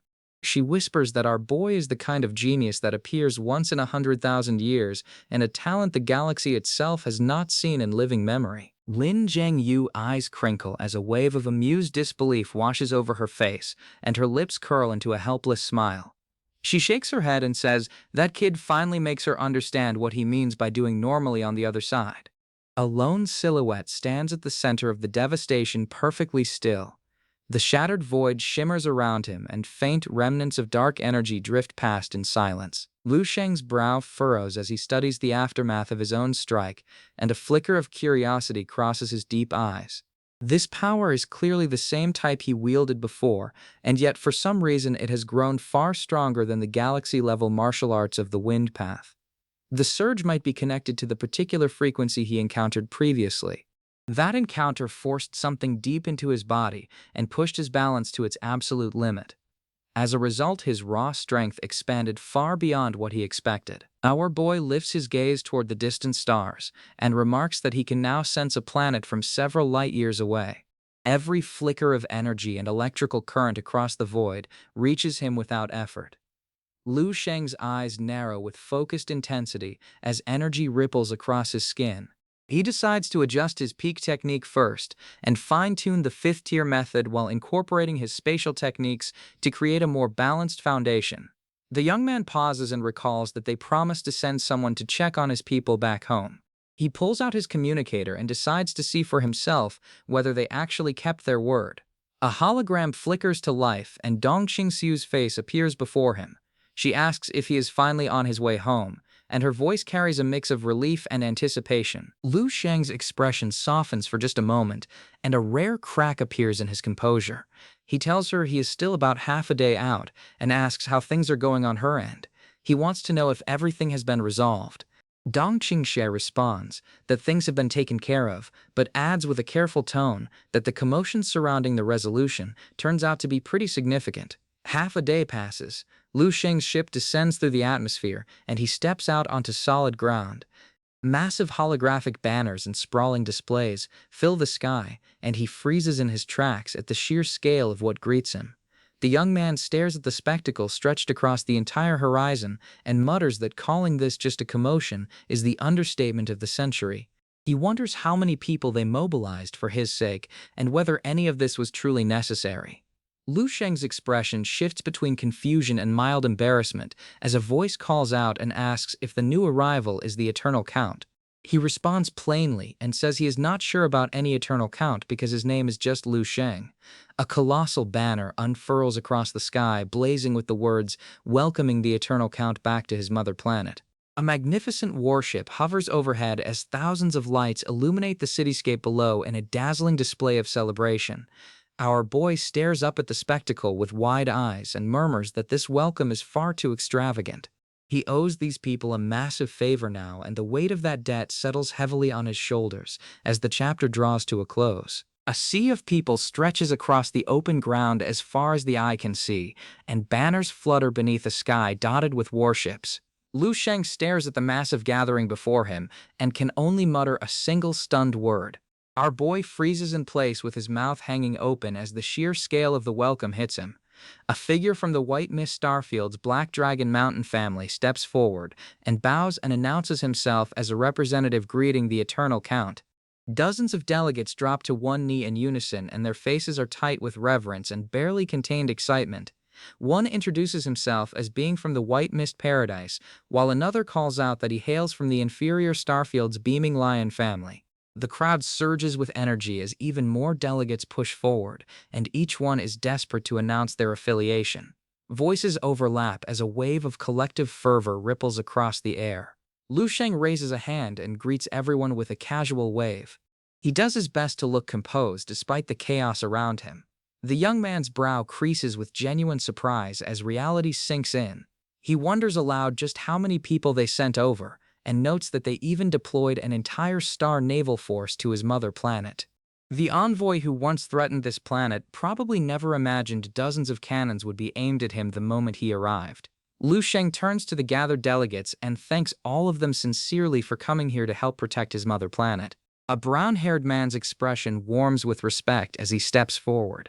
He tells our boy there is no need to be so polite. No matter what, Lu Sheng is still considered a half-citizen of the inferior starfield, and this level of support is the least they can do. A tall woman with long red hair speaks up and explains that Count Luo Feng takes it upon himself to punish the parasites who had been exploiting this planet. She adds that each guilty party now faces their own charges. The red-haired woman waves her hand dismissively and tells Lu Sheng to forget about the details. She insists that protecting the Eternal Count's mother planet is something every one of them would have done regardless of personal gain. The young man's eyes soften and he smiles grateful for the support. He asks everyone to stay for a while if they do not mind so that he can find a proper way to thank each of them for what they have done. A delegate's eyes light up with eagerness as he reveals a surprise. He mentions that he prepared 10 billion tubes of gene optimization solution specifically for the Eternal Count's mother planet, though the full shipment still needs a while to arrive. Another delegate steps forward and offers to remain on the planet to help oversee the distribution and make sure everything runs smoothly. Lu Sheng blinks and repeats the words gene optimization solution, clearly unfamiliar with it. An elf-eared figure's sharp gaze meets Lu Sheng's with quiet confidence as he explains the gift. She notes that it is a small present and adds that the young man will most likely need to head to the main starfield soon, so this will help his people in the meantime. The elf-eared figure elaborates that the people of Lu Sheng's mother planet can serve as the very first batch to benefit from the solution. She explains that they have prepared a massive supply of gene optimization liquid, and while it is nothing extravagant, it can raise an ordinary person with zero martial arts foundation to a theoretical level 7. Our boy's eyes snap wide, and he blurts out in disbelief, asking if that means every single person on the planet can reach level 7. The man's lips curl into a calm smile as he confirms it. He adds that on top of the optimization level 12 technology will be maintained across the Azure planet and transform it into a place where every resident is as strong as a proper cultivator. The crowd erupts with murmurs of astonishment and gratitude. Energy shimmers across the ground as the weight of the promise settles over everyone present. Lu Sheng mutters to himself, still processing the news. He wonders aloud whether it is truly possible to bring ordinary civilians all the way to level 7, and questions if this is really what the concept of human civilization rising looks like. The young man's expression shifts to quiet contemplation as he weighs the implications. While his own family's natural growth would have increased their strength over time, this solution skips decades of effort in a single step.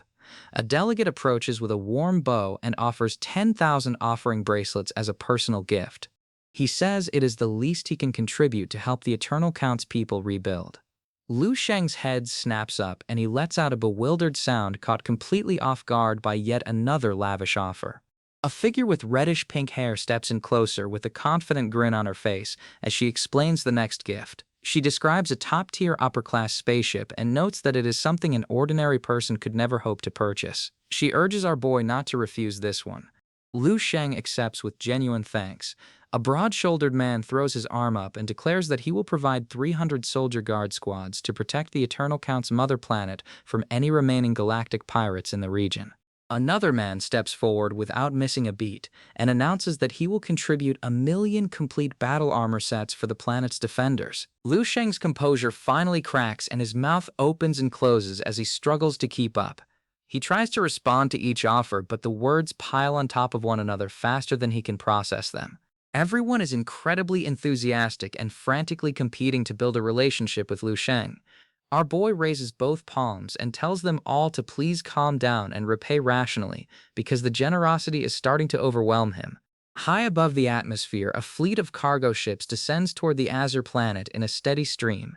Tens of billions of resources pour toward the surface without pause in an endless river of gifts from across the starfields. Lu Sheng's eyes widen as he takes in the staggering sight before him.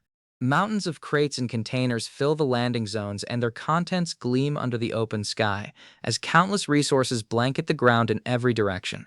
The young man scratches the back of his neck and lets out a long breath. He admits that everyone really is being far too generous with all of this. Lu Sheng straightens up and announces his decision. He declares that he will distribute the resources so that every single person on the Azure planet receives martial training, and all of them will be raised to the level of martial saints. Our boy's gaze drifts into the distance as he thinks through his plan. This way he can rest much easier when he leaves for the galaxy in the future. The people here will be strong enough to defend themselves, and the foundation for a thriving civilization will already be in place. An old man with a long white beard and flowing robes lets out a slow and heavy exhale. The sound carries the weight of someone who has waited a very long time for good news. The old man turns his head and asks whether the broken sword has been fully restored yet. Lin Zhengyu tucks a strand of pink hair behind her ear, and her expression is relaxed and certain. She confirms that the sword has been finished for a while now and can be considered completely restored. Days pass. The setting shifts to a calm ocean stretching endlessly beneath a bright sky. Lu Sheng's brow twitches with mild irritation as he leans against the railing of a sleek yacht. He sighs and mentions that yet another wave of visitors arrives every day, and the constant stream of batches showing up to pay respects is wearing on his patience.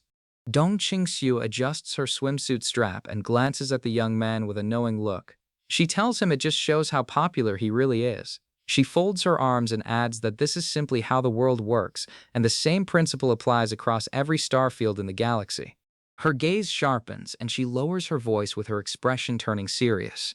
She tells Lu Sheng that she will be heading into the depths of the sea in a moment, and if anything happens while she is gone, he needs to leave on his own immediately. Dong Qingshu leans in close, and her lips nearly brush our boy's cheek. The warmth between them is quiet and unmistakable. Lu Sheng and Dong Qingshu stand together at the railing, with the ocean breeze wrapping around them. A small heart floats in the air between the two of them as the moment lingers. Lu Sheng's gaze lingers on Dong Qingshu a beat longer than necessary, and his jaw is set with quiet concern. He nods and tells her he understands, and then reminds her to be careful down there. The young man dives off the yacht and plunges beneath the surface. Water explodes upward in a curtain of white spray as his body disappears into the deep blue. Silence swallows him as he descends. Nothing has changed at the core of things. The Azure planet is still destined to be annihilated in 8,000 years. He no longer worries about the planet's immediate safety, since he can simply relocate everyone, but the deeper mystery remains. The young man's eyes narrow as cold curiosity overtakes everything else. What kind of existence is powerful enough to completely annihilate an entire planet like the Azure planet? Lu Sheng sinks deeper, and his mind races through old memories. The root cause of the annihilation traces back to something buried in this very sea, and something he encountered long ago after a devastating fight that left him gravely wounded. The water grows darker with every meter. Our boy mutters for any stray thoughts to get lost and stop distracting him as he pushes deeper into the crushing pressure of the abyss.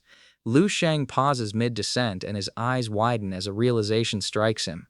He stammers that he almost completely forgot about this region, and notices that his matter cells are reacting in a strange way to the environment, as if something dormant is waking up inside him. A pillar of golden light erupts from somewhere below and cuts through the darkness. The young man's jaw tightens, and he declares that whatever is causing this reaction is exactly what he needs to find. Lu Sheng presses onward through the murky depths, and his silhouette is barely visible against the faint glow rising from below. He murmurs that it should be right here.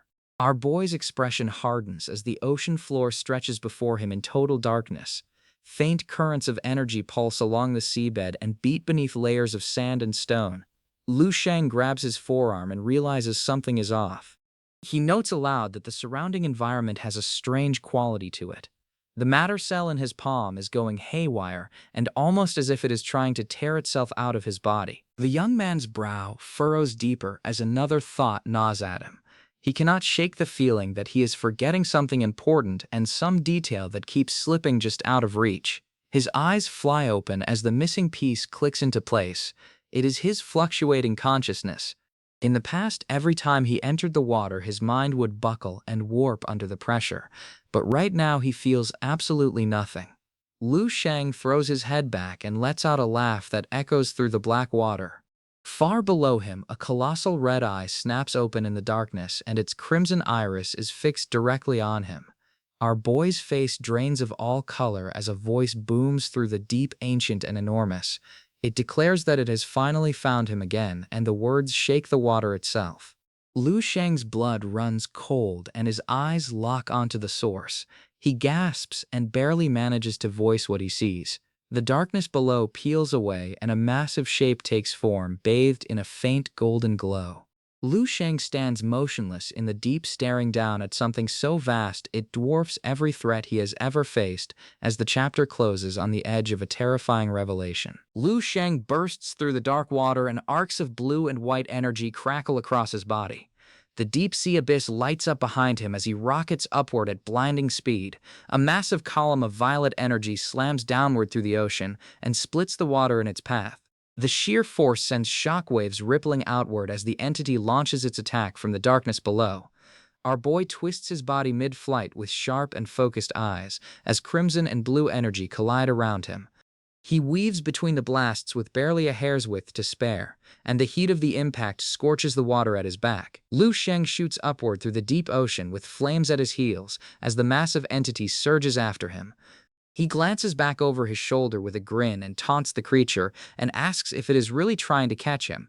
The entity's colossal form trembles with fury, and its clock-shaped crimson eye pulses with rage. It roars that Lu Sheng is a pest, and a sly little pest, and demands that he not even dream of escaping. The young man's gaze sharpens as he catches on to the creature's strategy. He calls out the entity for trying to use the same old trick and dragging him down into that deep, buried, abysmal crack again. He declares it will not work because he refuses to fall for the same move twice. Lu Sheng fires back that no one can use the same skill against a saint twice, and his voice cuts through the crushing pressure of the deep sea. A blinding wall of white energy explodes outward from our boy's body and tears through the water in every direction. He roars for the entity to get lost as the sheer force of the blast pushes the creature backward. The entity's dark silhouette recoils, and its massive jaw wrenches open in a howl of agony. The aftermath of the explosion settles through the water as the creature staggers from the raw power Lu Sheng just unleashed. The young man plants his feet against the current and locks eyes with the darkness below. He announces that he is leaving and dares the entity to come at him if it has the nerve. The entity thrashes in the deep, and its voice is a howl of frustration that shakes the surrounding water. It screams that it will definitely catch Lu Sheng and swears it on everything it has. Our boy's lips curl into an amused smirk as he breaks through to the shallower waters, and sunlight filters down around him. He tells the entity to save those words for when it can actually catch him, and adds that there is no need to see him off. Lu Sheng walks along the surface of the water with his hands in his pockets and his posture completely relaxed. The creature clearly cannot leave the deep sea, so all that raging is just an empty bluff. The young man's expression shifts to something more serious as he activates his deduction power. He focuses his mind and channels the source of power to see the Azure planet's future. Lu Sheng's eyes widen as the vision crystallizes in his mind, and a single grim fact rises to the surface. The Azure planet will be annihilated in 7 years. Our boy blinks and lets out a short breath of surprise. He mutters that it has shortened by yet another year and figures it is probably because his repeated provocations keep angering the entity, and that pushes the date of destruction closer each time. Lu Sheng calculates quickly and decides that 7 years is more than enough time to migrate every human off the Azure planet. He estimates the entire operation could be finished in as little as 3 years. His expression freezes mid-thought as a far worse possibility hits him. He blurts out a sharp wait. What happens if the entity breaks free from the ocean and the resulting calamity is not limited to just one planet? What if the destruction spreads far beyond the Azure planet alone? The image of entire galaxies and star systems fills Lu Sheng's mind as the scale of the threat expands beyond anything he expected. He whispers that the devastation could swallow an entire star field or even an entire star system. If that is really the case, then this is an enormous problem, and he needs to run a few more deductions before deciding on anything. Lu Sheng raises both hands and channels his power into a far broader vision. He commands the deduction to reveal the future of the entire Serpentis star system. The answer floods his mind in a wave of devastation. 7 years from now, the Lord of Darkness engulfs everything. The white mist star field is annihilated, and the entire Serpentis star system is completely reduced to the dark side of the universe's war front lines.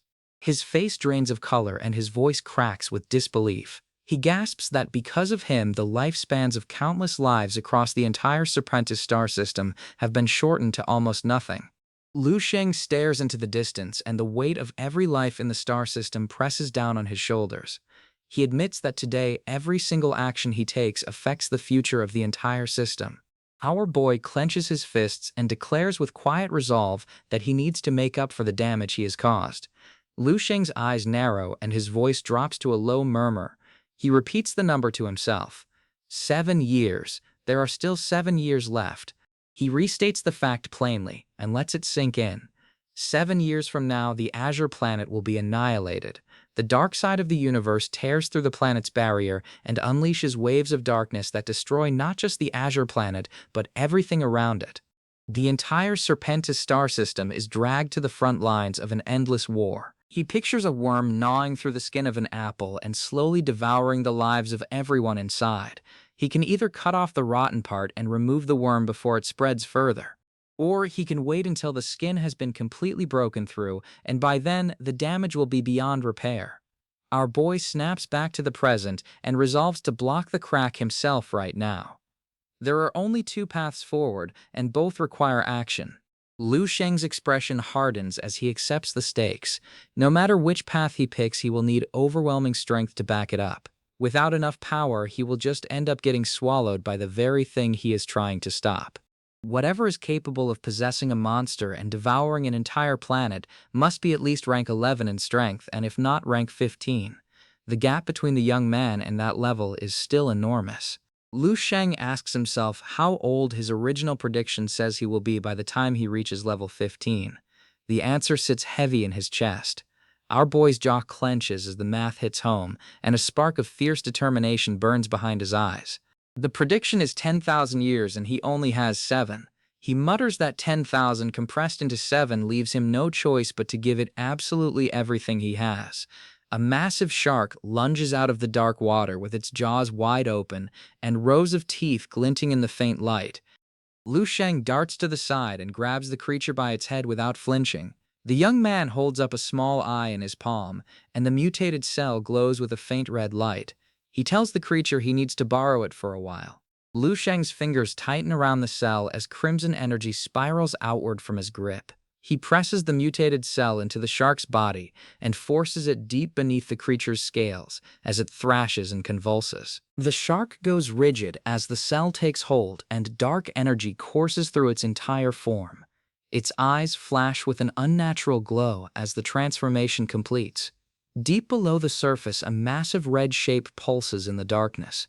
The entity's presence still lingers in the abyss, watching and waiting from its prison in the deep. Our boy's eyes narrow with quiet satisfaction as a beam of blue energy fires from the shark's maw and splits the dark water with raw force. The creature performs exactly as intended. Lu Sheng announces his plan aloud. He will implant the mutated cell into this level 8 monster and use it as a living surveillance tool. The young man stands on the shore with the ocean stretching behind him. He explains that the shark will stay here to monitor how far the pitch-black abysmal crack has expanded and give him a live feed of the situation. He points out that even if something happens to the mutated cell, the worst he will lose is a bit of psychic power, since the original body still lives inside him. The ocean surface stretches out flat and silent. Beneath the calm, the darkness continues to pulse with a slow and patient rhythm. Our boy murmurs the name Ninghai as the yacht comes into view. Dongqing Xie stands on the deck in her swimwear, and the sea breeze lifts her silver hair. Lu Sheng's gaze softens as he reaches for Dongqing Xie's hand, and their fingers intertwine on the sun-warmed deck. The ocean sparkles behind them in the afternoon light. Lu Sheng tells Dongqing Xie that they need to migrate to another planet. His tone is steady, but the urgency behind his words is unmistakable. Dong Qingxia tips her head to the side, and a single quiet sound of surprise escapes her lips. Her expression melts into a warm and trusting smile. She tells Lu Sheng that she will do whatever he says and calls him her husband without a shred of hesitation. The next day, Lu Sheng boards the White Hole shuttle and leaves the Azure planet behind. He travels countless light years until a flaming fixed star filled with magma plumes blazes before him in the void of space. The young man stares at the colossal star through the viewport, and its surface roils with fire and molten energy. He nods to himself and confirms that this is the one. Lu Sheng's eyes blaze with fierce resolve as he steps forward into the heat, and teal flames lick at his body while the star's gravity pulls him in. He declares that this is currently the most suitable martial arts training ground for him, and the chapter draws to a close with his silhouette swallowed by the inferno. Lu Sheng's silhouette hovers in the void of space, and arcs of blue energy crackle around him as a colossal flaming star blazes behind him. His spaceship sits at a safe distance and looks like a tiny speck against the inferno. The surface of the fixed star churns with rivers of molten fire, and erupting plumes of magma reach hundreds of kilometers into the dark. The heat radiating from it warps the very space around its corona. Our boy gazes at the star and notes that the nearest inhabitable planet is far enough away that he does not need to worry. As long as he does not blow up all at once, his training will not harm anyone in the surrounding area. Lu Sheng admits that he does not think he can withstand this fixed star at its current prime. His strength is not there yet, and the gap between him and the star's raw power still looms large. The young man walks through the corridors of his spaceship and runs the numbers in his head. He estimates the fixed star's surface temperature sits around 5 to 6 million degrees, and that is far beyond anything steel or conventional material could ever survive. Can his current body even handle that kind of temperature? The doubt is real, but so is the urgency driving him forward. Lu Sheng shakes his head and decides it does not matter whether he knows the answer or not. He will find out once he tries, but first he should prepare himself a little more before stepping into that furnace. A sharp electronic ring cuts through the silence of the ship. A holographic screen flickers to life in front of him.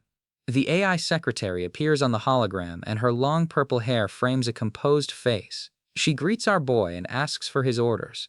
Lu Sheng tells her he is sending a set of coordinates right now. In 10 days, he needs her to bring a fresh supply of crystal resources to his location. The AI secretary nods and adds a follow-up question. She relays that the association president wants to know whether the situation on Lu Sheng's mother planet has been fully resolved. The young man's expression softens with quiet relief as he confirms that everything has been handled perfectly, and asks her to pass his thanks along to the association president. The AI secretary acknowledges the message and informs Lu Sheng that the Grand Interstellar Martial Arts Tournament preparations are nearly finalized. The association's full lineup has been confirmed, and she will have additional details for him within the coming months. Lu Sheng tells her to just notify him before anything important happens, and then cuts the call with a brief goodbye. Our boy's gaze sharpens with focus as he steps through a reinforced doorway marked Spaceship Cultivation Room. The metal walls hum with contained energy as the interior stretches out before him. Faint violet light pulses across the floor and walls of the cultivation chamber. The room is lined with crystalline panels designed to amplify and contain whatever force is unleashed inside. Lu Sheng picks up a handful of glowing crystals from a storage container and mutters that he will have to make do with these leftover resources for now.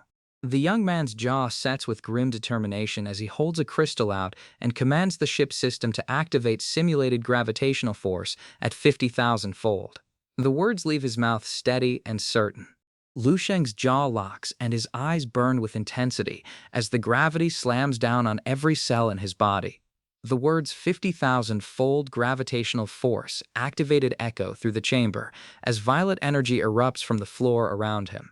A guttural groan tears from our boy's throat as the crushing weight drives him toward the ground. Every muscle in his body screams under the impossible pressure. Lu Sheng's face contorts under the strain as the gravity presses deeper. Energy ripples outward from his body as he struggles to stay upright, and his feet crack the floor beneath him with each forced step. The young man's face twists with raw pain as the sensation overwhelms his senses. He gasps that this feeling is beyond anything he has ever experienced before.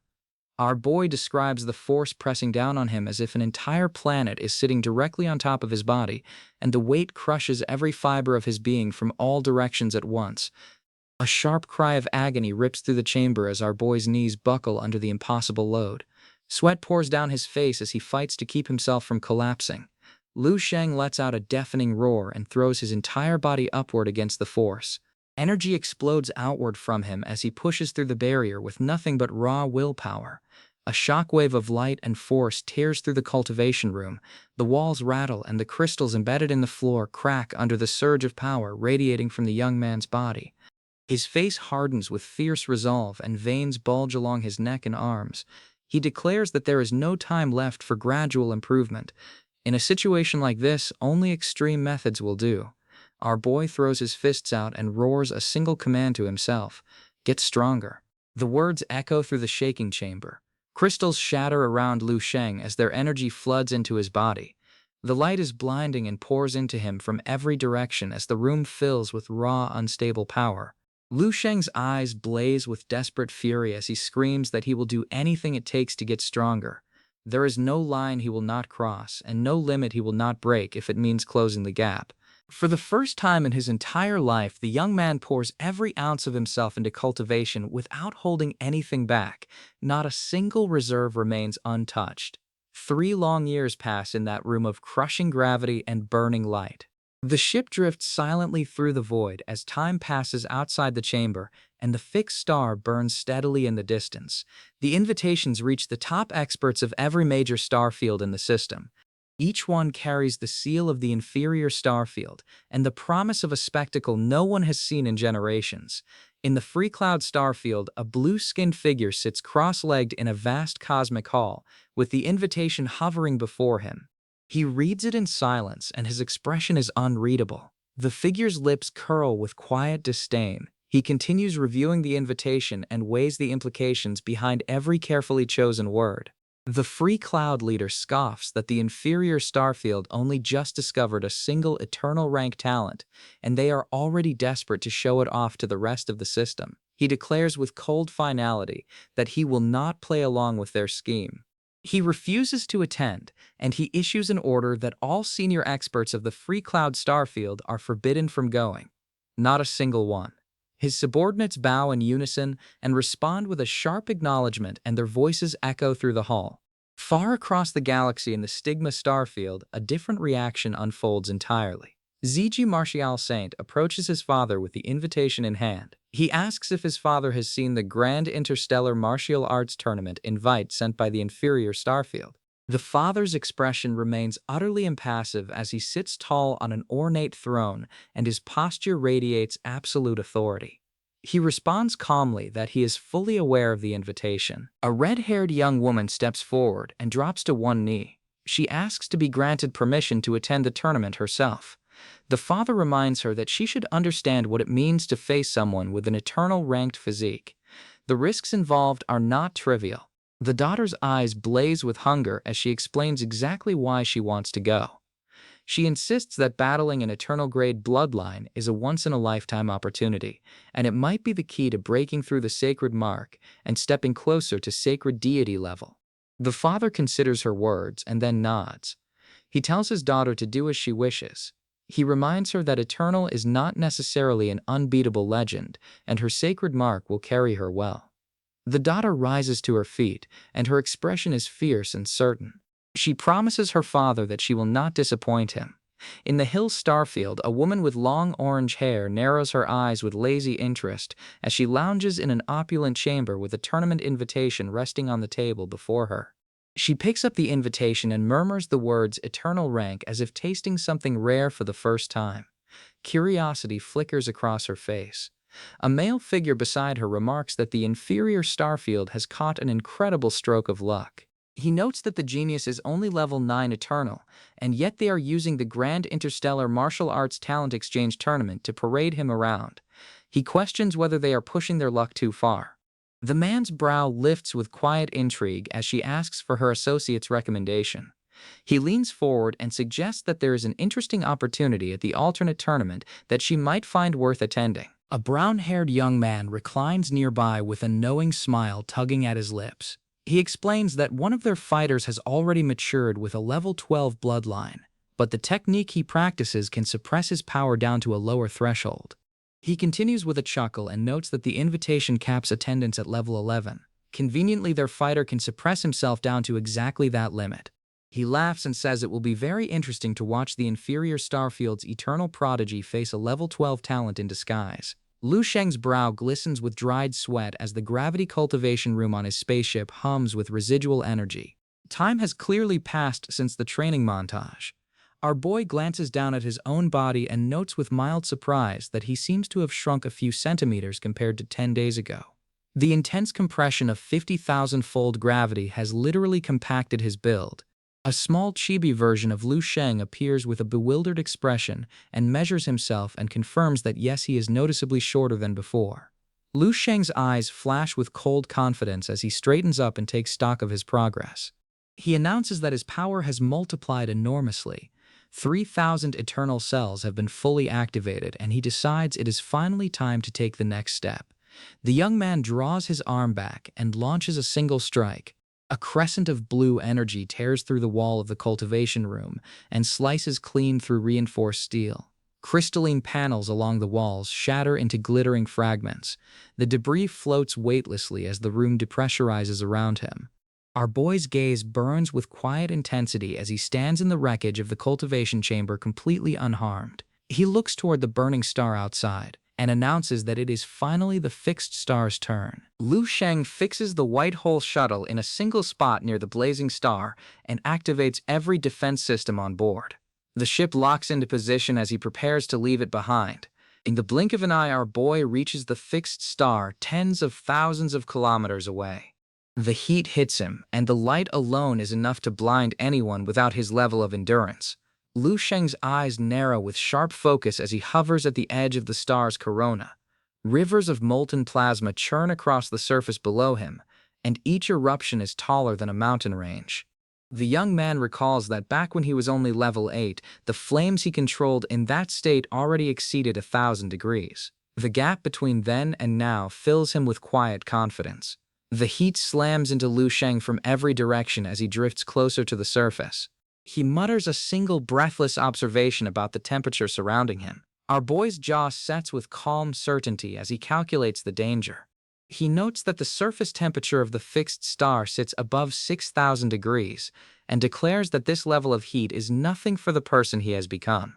Lu Sheng throws his arms forward and rockets straight toward the star's surface. He shouts a single command to himself to go as blue energy wraps around his body. The flames engulf the young man's face as he plunges headfirst into the burning surface. His skin glows white-hot but holds firm, and every cell in his body fights to keep him whole. Lu Sheng's face burns white-hot as he charges straight through the crust of the fixed star. He is now penetrating the surface itself and plunging deeper into the inferno. Our boy's face splits into a wild grin and his eyes blaze with pure exhilaration. He shouts that this feeling is incredible and something he has never experienced in his entire life. Flames roar around Lu Sheng as he spreads his arms wide inside the star's molten core. Golden and crimson fire spirals around his body. The young man's eyes flutter shut with bliss as he pauses and takes a deep breath and inhales the superheated air. The energy pouring into his lungs is so thick he can practically taste it. The inside of the fixed star provides the exact environment his cultivation needs. The temperature and pressure here match his requirements perfectly. Lu Sheng throws his head back and lets out a deafening roar that shakes the molten plasma around him. Raw power floods through every fiber of his body as the star feeds his growth. Lu Sheng pushes deeper into the star's interior, and the temperature climbs with every kilometer. He declares that in order to reach the peak, he must go even further inside. The young man maps out his plan while surrounded by rivers of fire. It will not be long before he reaches peak level 9, and then the peak of martial dharma. After that, he can formally charge toward level 10. His face glows with fierce intensity as energy erupts from his body in all directions, and the molten plasma around him swirls faster as his cultivation surges. The star itself seems to pulse in rhythm with his growth. Deep within the fixed star, veins of golden light ripple outward from our boy's position. The raw power radiating from his core shakes the layers of plasma surrounding him. The fixed star burns steadily against the black void of space. Time moves forward in silence as Lu Sheng trains inside its core, hidden from the rest of the galaxy. Lu Sheng's face twists into a fierce grin with sweat and flame dancing across his features. Nearly 3 months have passed since the Grand Interstellar Martial Arts Talent Exchange Tournament invitation was first sent out. The event is almost here. The tournament's opening sweeps across the galaxy. News of it breaks through the silence that has lasted for thousands of years and ignites excitement in every corner of the star system. Eager faces fill every viewport as people from dozens of star fields head toward the inferior star field, one after another. They arrive on glamorous warships and luxury cruisers, and the traffic in the space lanes has never been this heavy. A massive banner stretches across the orbital station. This is the Grand Interstellar Martial Arts Talent Exchange Tournament, and the largest martial event the star system has seen in generations. Sleek warships dock at the tournament venue, and their hulls gleam under the light of nearby stars. Delegates pour out in formal attire, and each one represents a different star field. Wide eyes and sharp gazes sweep the room as a grand banquet hall glitters with crystal chandeliers and holographic displays. Hundreds of guests fill the space, and their conversations blend into a low hum of anticipation and political maneuvering. The arrival of so many high-level martial arts experts from across the star fields brings a kind of energy the inferior star field has not seen in centuries. Legends and rising stars mingle side by side. Mr. Leo's expression is distant and unreadable as he stands apart from the crowd with his long dark purple hair draped over his shoulders. Trinity's lips curve into a warm smile as she approaches him with a glass in hand, and her red hair catches the light. She asks what he is thinking about, and her tone is warm and curious. Mr. Leo turns to her and offers a polite smile. He addresses her formally as Lady Trinity and claims he is merely trying to pass the time. Then he gestures at the sky and asks if it is not beautiful. Trinity's lips curl into a faint smile, and she tells him to drop the formalities. She asks him to just call her Trinity. Her expression turns wistful as she admits that the starlit sky is indeed beautiful, but adds that it grows dull and monotonous after a while. There is only so long one can stare at the same view. Mr. Leo's gaze drifts downward as he shares a fragment of his own story. He mentions stumbling upon something unexpected during his travels, and a level of power he did not anticipate encountering. His brow furrows as he continues and explains that both the galactic tournament and the galactic forces of dozens of starfields are stirring up trouble at the same time. He adds that with powerhouses like the inferior starfield and White Mist starfield involved, the situation is tense. He tells Trinity that her presence here puts him at ease, at least somewhat. Mr. Leo's eyes darken and his voice drops to a murmur. He admits that it has been a very long time since he last felt anything close to being at ease. His gaze sharpens with sudden gravity as he asks Trinity if she knows how many colors exist on the battlefield of the alternate dimension. The question hangs in the air. Trinity's brow lifts with surprise as she asks whether Mr. Leo has actually been to the alternate dimension battlefield before. Mr. Leo confirms it without hesitation. He tells her that on the alternate dimension battlefield, there are only 3 colors. He names the 3 colors one by one: the gray sky, the black monsters, and something else. A heavy silence falls between them. Neither speaks for a long moment. The land stained red. Behind him, the ghostly image of a blood-soaked battlefield flickers through his mind, and it is littered with fallen soldiers and monstrous shapes. Trinity lets out a soft sound of sympathy, and her composure cracks just slightly at the weight of his words. Mr. Leo catches himself, and his expression shifts to quick embarrassment. He apologizes for recalling unhappy memories and nearly frightening her. He stumbles over his words and calls her commander before correcting himself to Trinity. Trinity waves off the formality with gentle exasperation. She reminds him again that she keeps telling him to just call her Trinity and scolds him lightly for still treating her like a stranger. Mr. Leo's expression steadies as he steers the conversation forward and asks Trinity to tell him about the front-runners of this tournament. His tone shifts back to business. Trinity tilts her head and thinks for a moment and then begins running through the list. She explains that the first major contender is Delay from the Blue Demon clan of the Holy Spirit Starfield. Delay possesses a Radiant Moon-grade extraordinary physique, and that puts her combat power at pinnacle level 11. She continues and names Ice Demon Moling, also from the Holy Spirit Starfield. He carries a 3-star bloodline with an extraordinary physique and is on the verge of breaking through to level 12 at any moment. Trinity remarks that Ice Demon Moling is not even level 12 yet, and his potential already seems limitless. The thought of what he could become sends a chill down the spine. Then Trinity highlights the most anticipated name on the list. She announces that the real star of this tournament is the Eternal Grade Bloodline forerunner of the inferior starfield, Liu Sheng himself. Mr. Leo's eyes widen slightly as he admits that for a long time he believed Eternal Grade was nothing more than a creature of legend and something that existed only in myths. Learning that Liu Sheng is real shakes that belief entirely. Trinity notes with a hint of regret that despite Liu Sheng's Eternal Grade bloodline, he is still only at level 9. The tournament's age restrictions and power caps may prevent him from competing at his full potential. Trinity's brow creases with concern as she adds that on the other hand, Ice Demon Moling of the Holy Spirit Starfield is considered the heavy favorite. Many believe the smart move is to crush the Eternal Grade prodigy before he can fully bloom.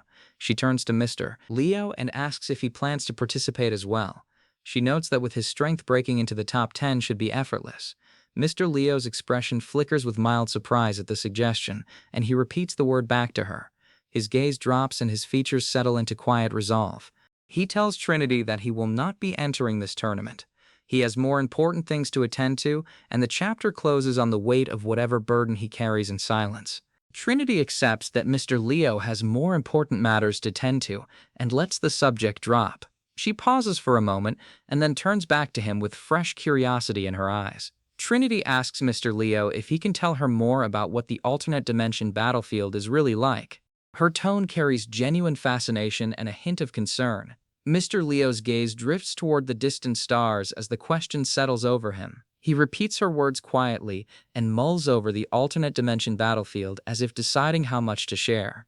He explains that the alternate dimension battlefield is a cradle for the strong.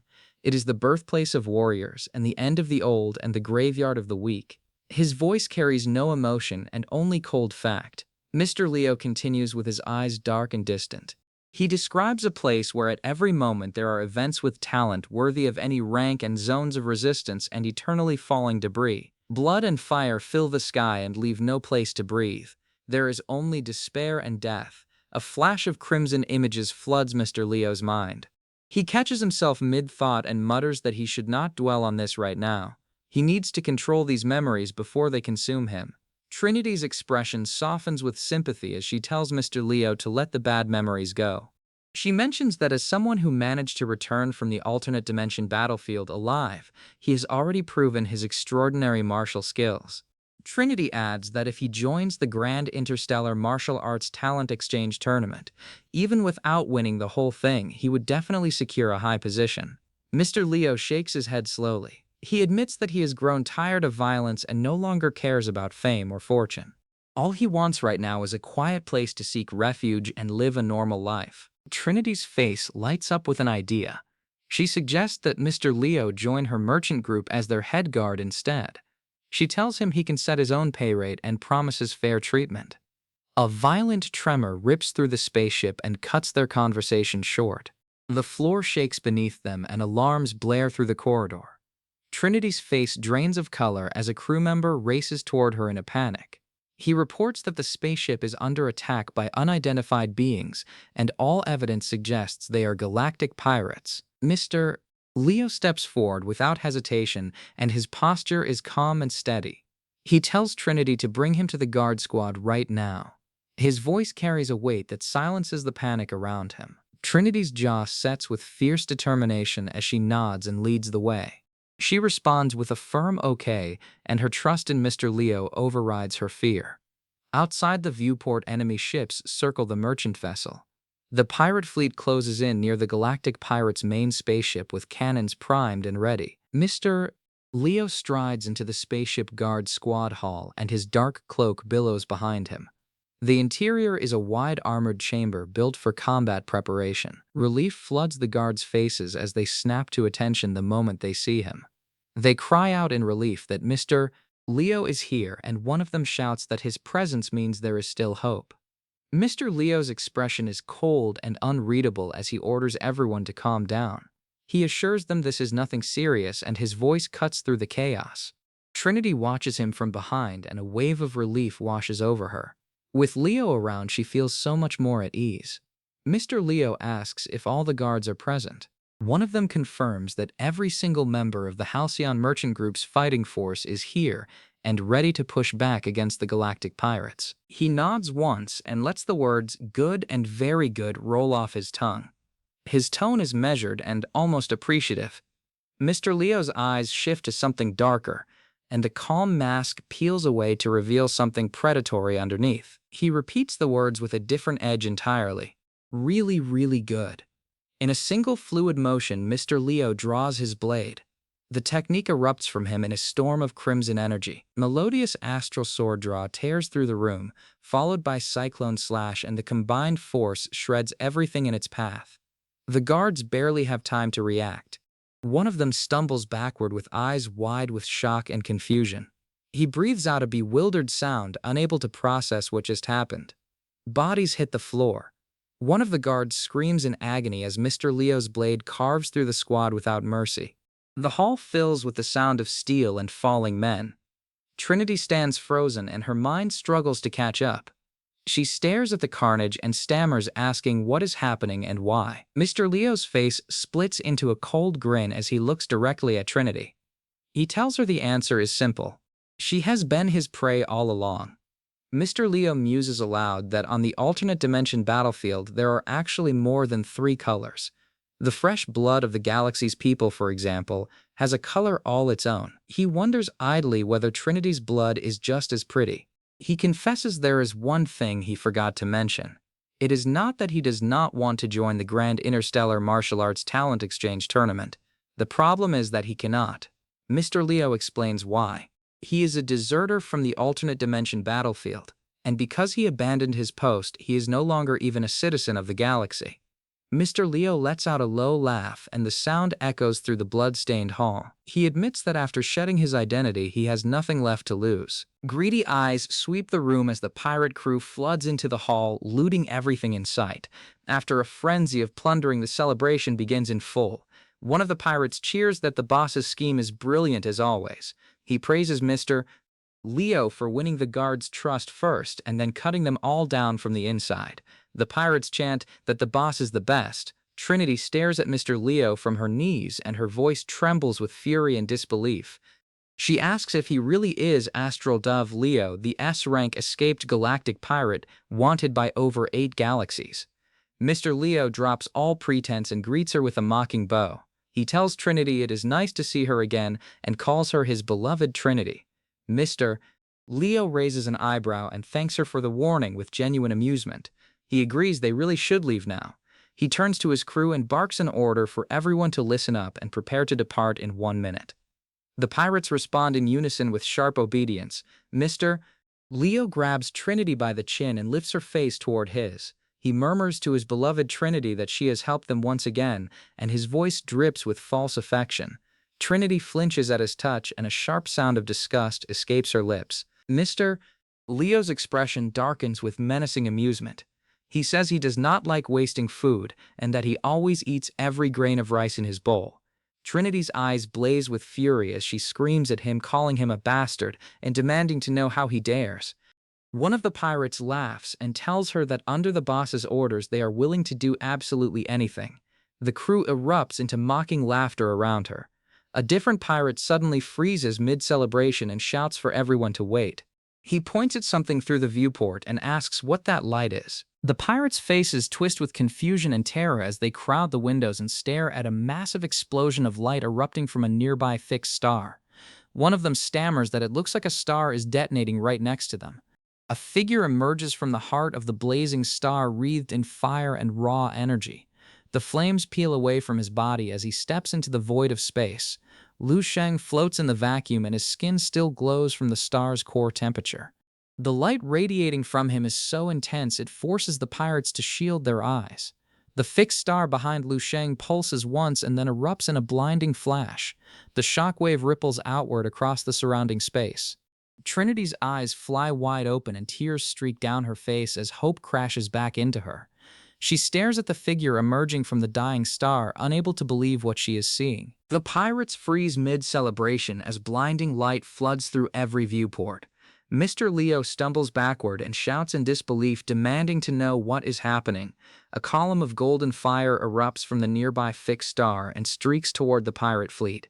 The pirates scramble in panic as the light cuts through the darkness of space. One of the pirates' face twists with panic as he races to Mr. Leo and asks what is wrong, and his voice cracks with fear. Mr. Leo stands rigid and his long purple hair whips in the shockwave. His face drains of all color as the shape within the fire becomes clear.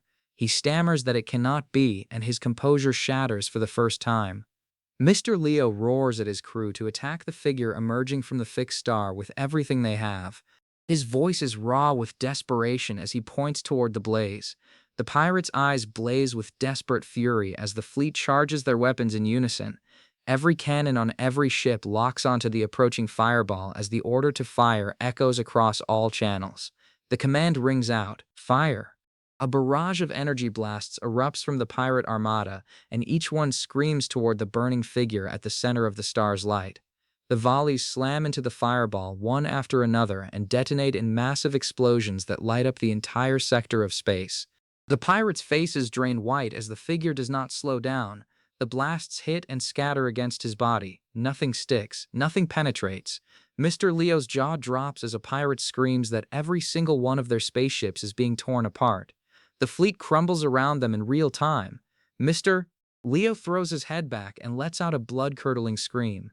He shrieks at his crew to scatter and to run and to do anything but stay together. A pirate's face crumbles with despair as he clutches a broken communicator and cries out for the boss between ragged breaths. The signal cuts to static as another ship explodes in the background. Mr. Leo's knees buckle and he drops to the floor. He whispers that this is impossible, and his eyes are wide and unfocused as the reality of total defeat crashes over him. His expression twists with horror as he catches sight of the figure stepping through the wreckage of his fleet. The golden fire peels away to reveal a young man beneath. The fixed star continues to burn behind the approaching figure and frames him in a halo of fire and destruction. A single heartbeat of silence passes as every surviving pirate holds their breath. Lu Sheng lands on the deck of the Halcyon spaceship and the metal groans beneath the heat still radiating from his body. Flames lick across his skin as the air around him shimmers with distortion. The beaten pirates lie scattered across the floor and their faces are frozen in terror. Not one of them dares to move. Lu Sheng walks past their bodies without a second glance. The beaten pirates lie scattered across the floor and their faces are frozen in terror. Not one of them dares to move. Lu Sheng walks past their bodies without a second glance. Mr. Leo's expression shifts between defiance and raw fear as he looks up at our boy. He demands to know who this stranger is, and his voice barely holds together. His eyes narrow as he reads Lu Sheng's aura and realizes the truth. He snarls in disbelief that this level of pressure is coming from someone who is only level 10. Mr. Leo's pride snaps back into place and he roars that Lu Sheng should not underestimate him. He draws his blade and charges forward with everything he has left. Mr. Leo screams for the young man to go to hell as he swings his weapon with killing intent. The blade tears through the air, aimed directly at Lu Sheng's throat. Our boy does not flinch. He raises one hand and activates his technique with a calm and measured voice. Complete martial arts. Golden Crow. Mr. Leo's eyes blow wide as a wave of searing golden fire erupts from Lu Sheng's palm and engulfs Mr. Leo in an instant. The pirate captain barely has time to gasp before the flames swallow him whole. Mr. Leo shrieks as the golden crow burns through his defenses. His body convulses inside the inferno, and every cell ignites at once. Astral Dove Leo's face contorts in a final scream as the flames consume him entirely. His final thought is cut short as his body disintegrates and leaves nothing behind but fading embers and silence. One of the surviving pirates stares at the empty space where their boss stands just seconds before. He whispers a single stunned question. "Boss." Lu Sheng stands in the center of the carnage and fire still licks faintly at his feet. His presence alone is enough to keep every pirate on the floor frozen in place. The remaining pirates shake with continuous bouts of pure terror. Not one of them has the courage to look the young man in the eye, let alone raise a weapon. Lu Sheng's expression remains utterly indifferent as he flicks his hand and sends the last pirate flying across the room with a casual burst of force. The man crashes into the far wall and crumples. Our boy looks around at the aftermath. The pirate crew lies scattered across the floor, in various states of defeat, groaning and whimpering. Lu Sheng mutters a single quiet word as he surveys the mess. The weight of the destruction settles over the silent hall. Trinity's eyes glisten with unshed tears as she sits on the floor with her clothes torn and her body bruised. She stares up at Lu Sheng with wide eyes as he turns toward her. He tells her he has handled everything and suggests they contact the Galactic Police Force. Trinity's jaw drops as recognition floods her face.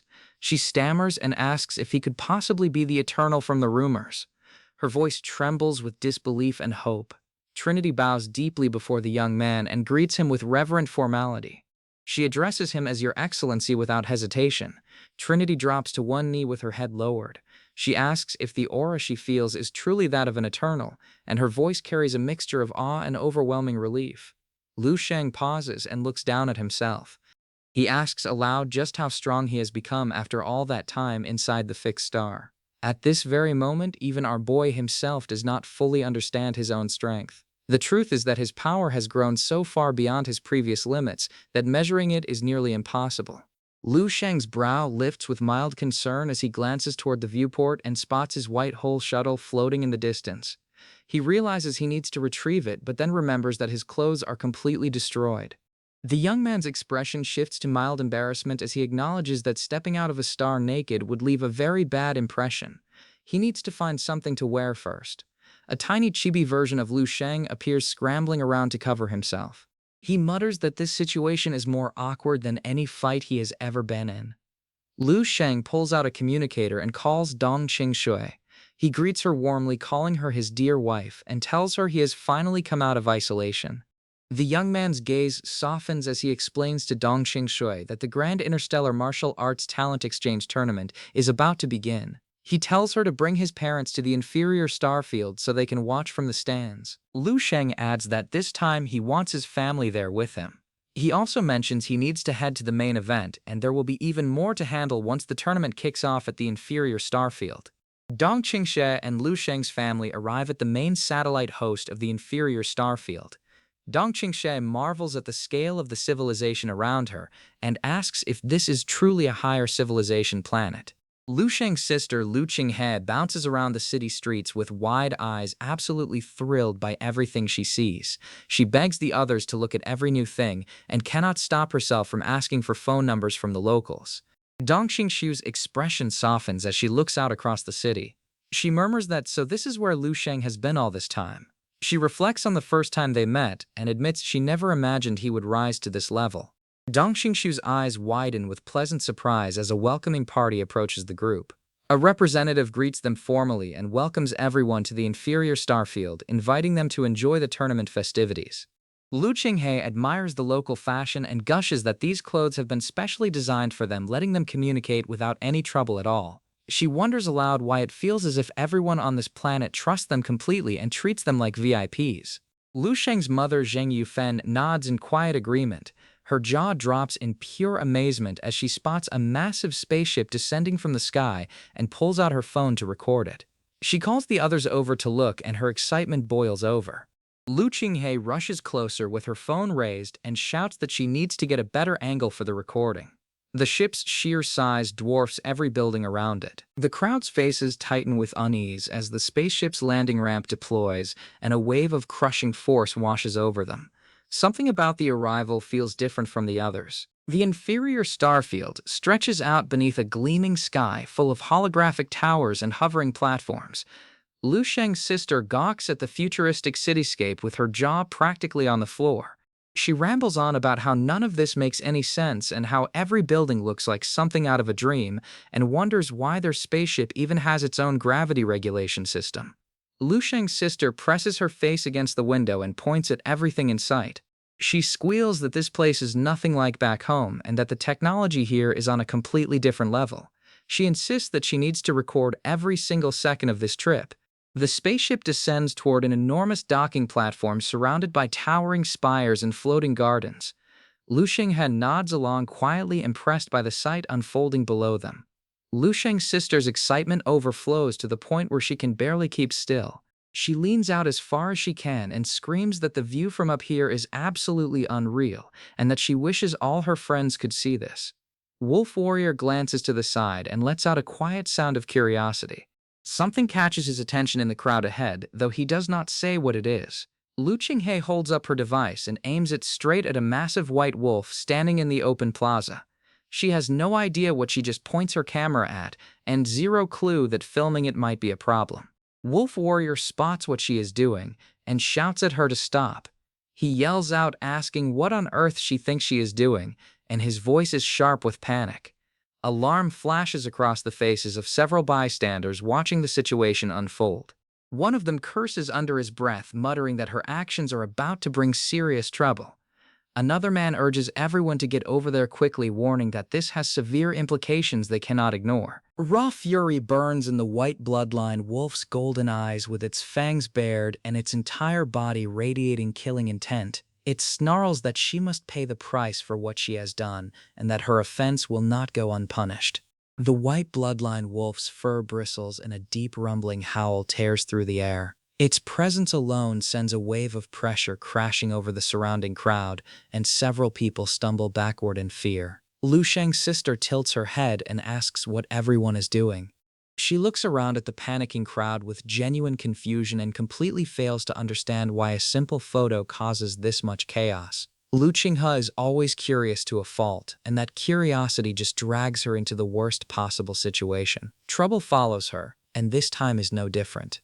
Raw fury burns in the white bloodline wolf's golden eyes, with its fangs bared and its entire body radiating killing intent. It snarls that she must pay the price for what she has done and that her offense will not go unpunished. A torrent of violet energy explodes from the wolf's body, and the ground around it cracks under the sheer pressure. The wolf roars about earlier transgressions and demands justice, and its voice shakes the very air. A man rushes forward and begs the wolf to wait.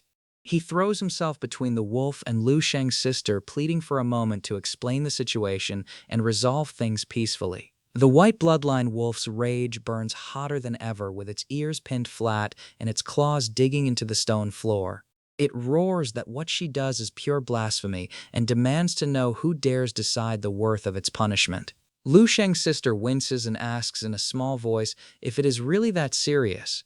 She still does not fully understand the weight of what she has done, but the fear in everyone's faces is finally sinking in. Among the higher civilizations of the inferior Starfield bloodline wolves hold sacred status.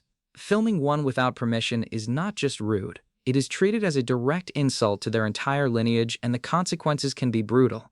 Worry creases the brows of everyone in the group, and their faces are pale and their hands restless at their sides.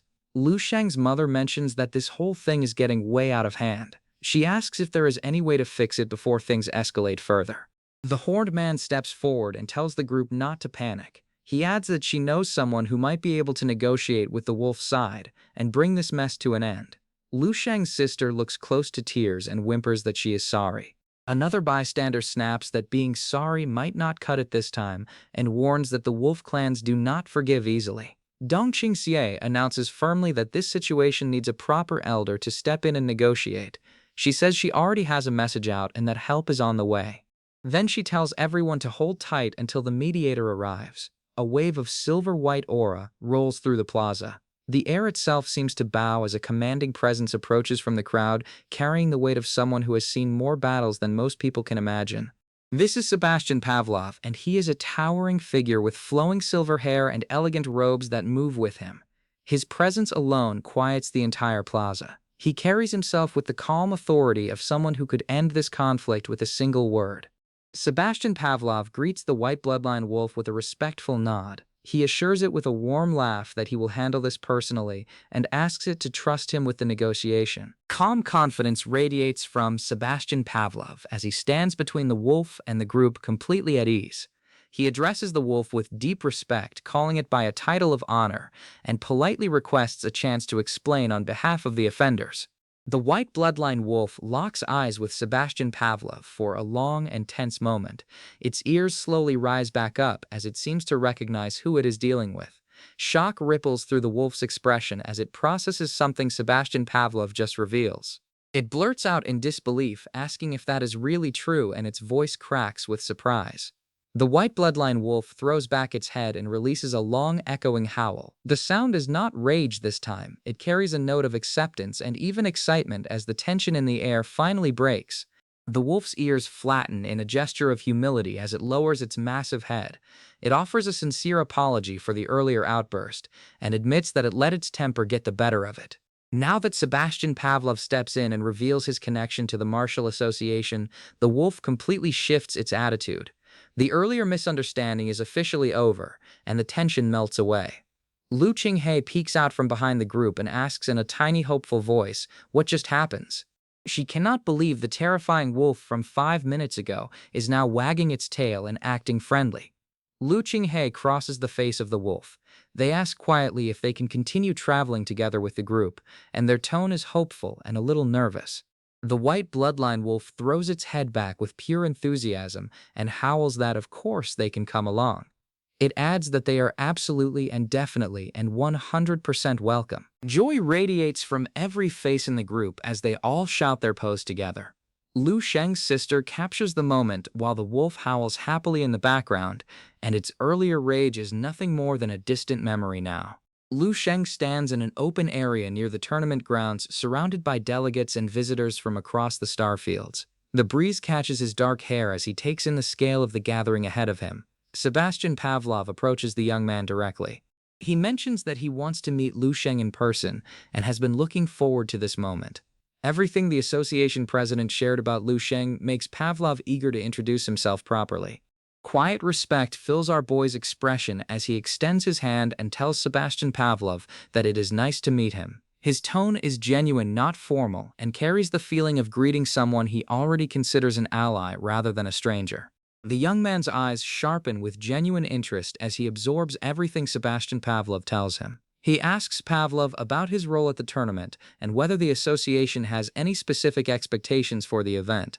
Achille Koya gives a measured response explaining that the tournament draws fighters from dozens of starfields and that the competition this year is fiercer than anything in recent memory. She adds that Lu Sheng's name is already on everyone's lips.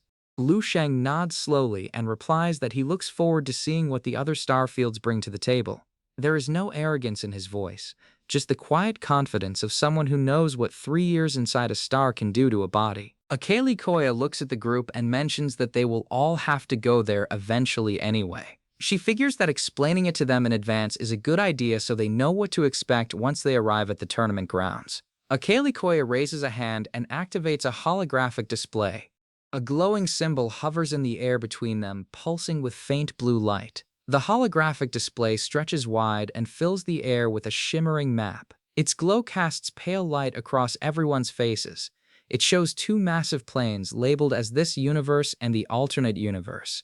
The alternate dimension battlefield sits in the crevice between them, and it is a war zone born from the collision of 2 worlds. Countless martial talents and experts from across the star expanse eventually choose to go and test themselves at the alternate dimension battlefield. Ordinary people make the journey too. It earns its nickname as the Cradle of the Strong, where warriors are forged in fire and only the toughest survive. Our boy peers at the holographic display and asks if that is the abyssal crack she keeps hearing about. Curiosity flickers across Lu Sheng's expression as he leans in closer. He admits that he is always curious about the origin of the monster invasion and asks if someone can explain more about it. Achille Koya responds that although it is merely some alternate universe that happens to collide with their own, it is not really considered an invasion. She adds that it is possible that one day they will completely drive the monsters away or even launch a counterattack into the other side. Our boy's brow furrows slightly as his thoughts race through everything he knows. The upper echelon of the star expanse still largely views the battle situation with optimism and even believes they hold the upper hand.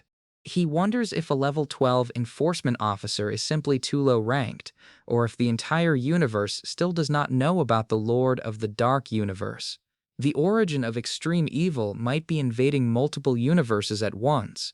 If the extent of invasion in this universe is not large, they might overlook the real danger entirely.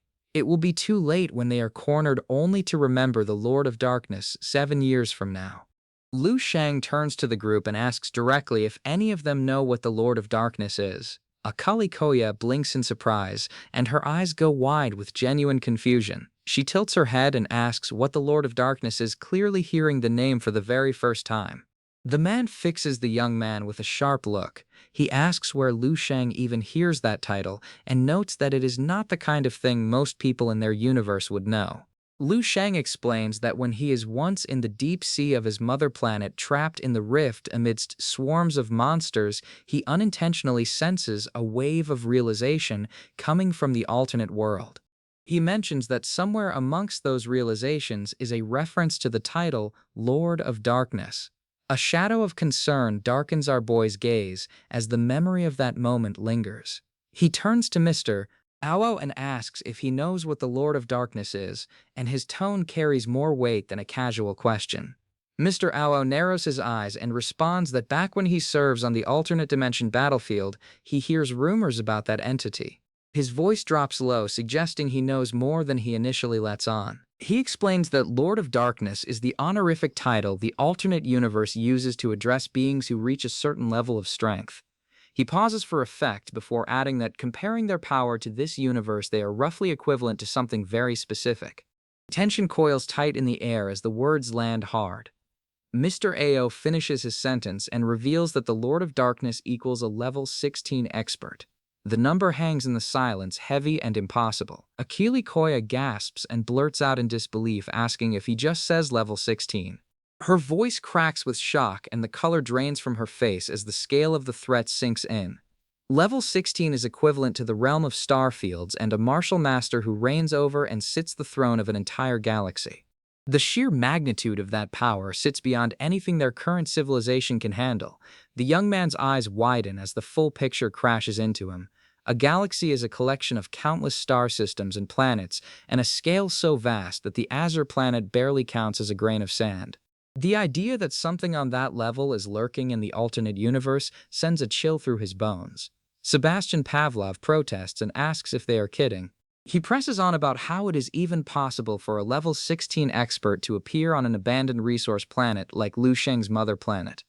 Mr. Ao responds that perhaps only the extraterrestrial beings who know the Lord of Darkness by name are the ones Lu Sheng encounters. He notes that while their levels are definitely not low, a true level 16 is in existence powerful enough to rule a large galaxy with a dozen outer starfield systems under its control. His expression turns serious as he admits something personal. He confesses that he only learns about this after he becomes the battlefield commander-in-chief by sheer luck. Sebastian Pavlov nods and states that whatever the truth is, if this turns out to be real, it absolutely deserves their full attention. Mr. Ao looks directly at Lu Sheng and asks him to hand over the coordinates of the rift he mentions. He explains that he wants to send a reconnaissance party to our boy's mother planet right away. Lu Sheng nods and simply agrees. If a galactic authority properly investigates the deep-sea rift and dispatches a full reconnaissance team, this discovery can change everything. The information is too important to sit on, and Sebastian Pavlov intends to act on it immediately. While they travel toward the tournament location, Lu Sheng recounts everything that happens in the deep-sea rift to the rest of the group. The conversation carries them across the stars until their destination finally comes into view. Sebastian Pavlov straightens up and announces to everyone that they are here. The tournament grounds emerge from the cosmic horizon, floating in the void of space. A wave of violet-silver energy ripples outward from the platform as Sebastian Pavlov steps forward. His robes billow around him, and the sheer presence of his aura draws every eye in the vicinity. The energy fades and reveals the full scope of the tournament venue. A massive central structure floats in space, encircled by rings of smaller platforms and docking stations, all pulsing with soft light against the star-filled backdrop. Lu Sheng points at the swarm of tiny planets orbiting the venue and asks why there are so many of them. Sebastian Pavlov explains that those small planets are specially repositioned to serve as spectator stands for the audience. Our boy asks how many people the venue can hold. Pavlov answers that the tickets for the small planetary stands sell out instantly, and mentions that they originally only planned for a few hundred, but that number keeps growing. Sebastian Pavlov goes on to say that they later expand the capacity to a total of 1,500 planetary stands. He adds that between the participants and spectators, this tournament brings their economy to heights nobody expects. Sebastian Pavlov reveals that the total revenue from this tournament alone is enough to match 50 years of tax income from the entire inferior starfield.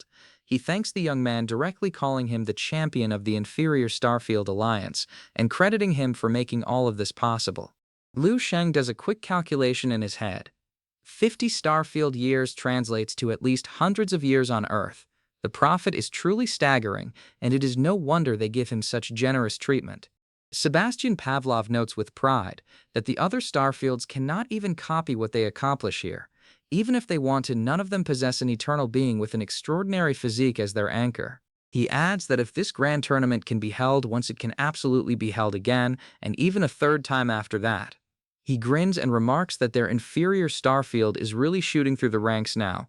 His tone carries a mix of genuine pride and the satisfied air of someone whose investments are paying off handsomely.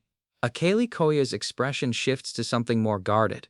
She points out that the crime rate also reaches an all-time high recently, and that rapid growth does not come without its own set of problems lurking underneath. Sebastian Pavlov waves the concern away and responds that those issues are not important in the big picture. With the rapid improvement in their economy, he insists they will have no shortage of solutions going forward. The confidence in his voice suggests he already has plans in motion. He turns to Liu Sheng and mentions that a few other talented participants are taking part in the tournament alongside him. He suggests bringing the young man to see them since they are holding a gathering apart from the main event. A sightseeing spaceship glides through the cosmic expanse and docks at one of the spectator stands. The group steps off and takes in the sight of a training arena carved into the surface of a small planet. A figure moves fast across the arena floor. The crack of energy fills the air as they execute a devastating technique with their blade trailing a streak of blazing light behind each swing. The fighter reverses direction in an instant and launches a counterattack with blinding speed. Azure energy spirals around the blade as it cleaves through the air, leaving a trail of shattered light in its wake. The word reverse echoes across the arena. Raw power radiates from the blue-haired woman as she clashes with her sparring partners, and her movements are sharp and relentless. One fighter rushes in with a yell, but she meets every attack without flinching, and her form is flawless through every exchange. The blue-haired woman lets out a cold huff and unleashes a single strike of overwhelming force. A wall of azure energy explodes outward from her blade, engulfing the entire arena in blinding light. Her opponents cry out in shock at the sheer intensity of the blow, and one of them gasps that she is impossibly strong. Sebastian Pavlov explains to Liu Sheng that this female martial artist trains for over 900 years and currently sits at peak level 11. He adds that she possesses an extinct bloodline and an extraordinary physique that pushes her combat power far beyond her official rank. Genuine respect colors Sebastian Pavlov's voice as he continues. He tells our boy that her power rivals that of a level 12, and that in a straight fight most people simply cannot stand against her. His tone carries a subtle warning wrapped inside admiration. A small group of spectators watches the sparring session from a raised platform. They exchange glances with each other, and their expressions range from awe to nervous energy. This is the Association Permanent Enforcement Officer, the Commander-in-Chief. The blue-haired woman stands with her weapon at her side, and her teal hair falls past her shoulders, and her muscular frame is wrapped in sleek military attire. Authority pours off her. She glances at Liu Sheng and asks who he is, with her expression carrying mild curiosity. Sebastian Pavlov steps in and tells her that she should already know this one and introduces him as Liu Sheng. Recognition flashes through her eyes. She tells the young man that she hears about the title of the Eternal for a long time and is glad to finally meet him in person. Then she asks straight out if he wants to have a go, adding that she wants to learn about the greatness of an eternal bloodline firsthand. The challenge hangs in the air between them. Everyone around freezes and their eyes dart between the two fighters as they wait to see how Liu Sheng responds to such a bold request. Complete silence falls over the group. Nobody breathes and nobody moves. The tension is thick enough to cut with a blade as every pair of eyes locks on our boy. A faint, knowing calm settles over Liu Sheng's face, and his dark eyes gleam with quiet intensity. He asks her if she is challenging him, and his voice carries zero surprise and zero hesitation. Just the steady patience of someone who already knows how this ends. The group stands in the open arena, and the dust from the earlier sparring still hangs in the air. Bing Long looks at Lu Sheng with a calm and almost playful edge and asks if he is not afraid of her challenge. Her tone makes it clear she expects him to accept. Bing Long stands tall with her weapon at her side, and her teal hair catches the light and her blue eyes are locked onto Lu Sheng. The sheer weight of her presence makes several onlookers take a step back without even realizing it. Quiet confidence settles over our boy's face as he considers the offer. He admits that this is a pretty good opportunity, and his voice carries the kind of ease that only comes from someone who truly does not fear the fight in front of them. Lu Sheng mentions that if they end up sparring, it is a solid chance for both of them to test their limits. He adds that understanding each other's strength before the tournament is not a bad idea at all. The possibility of an Eternal versus the Azure King Lord hangs in the air. Every fighter within earshot perks up at the thought of watching these two collide.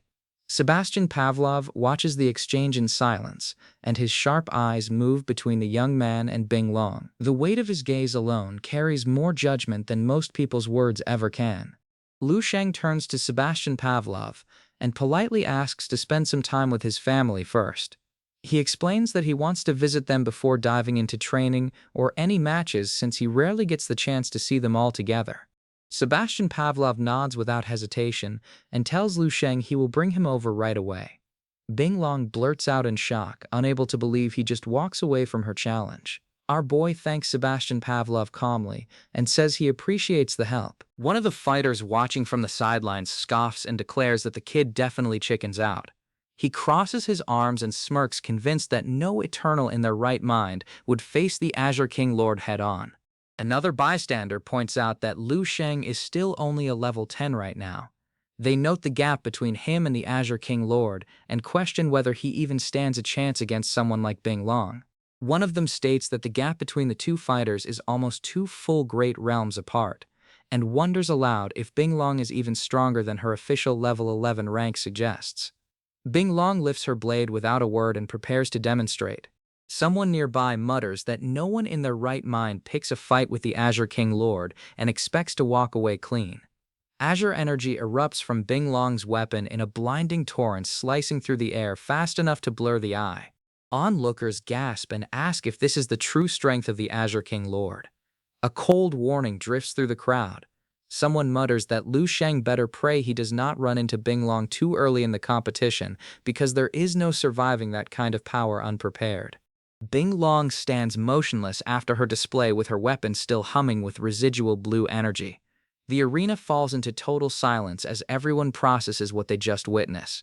The tension breaks as someone in the crowd asks if the young man is really back and whether people plan to visit him later.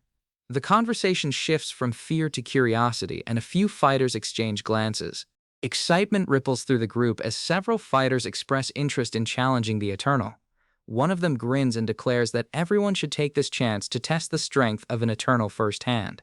Another voice chimes in with an eager agreement. One fighter insists that somebody needs to lay the groundwork before the rest of them get their turn.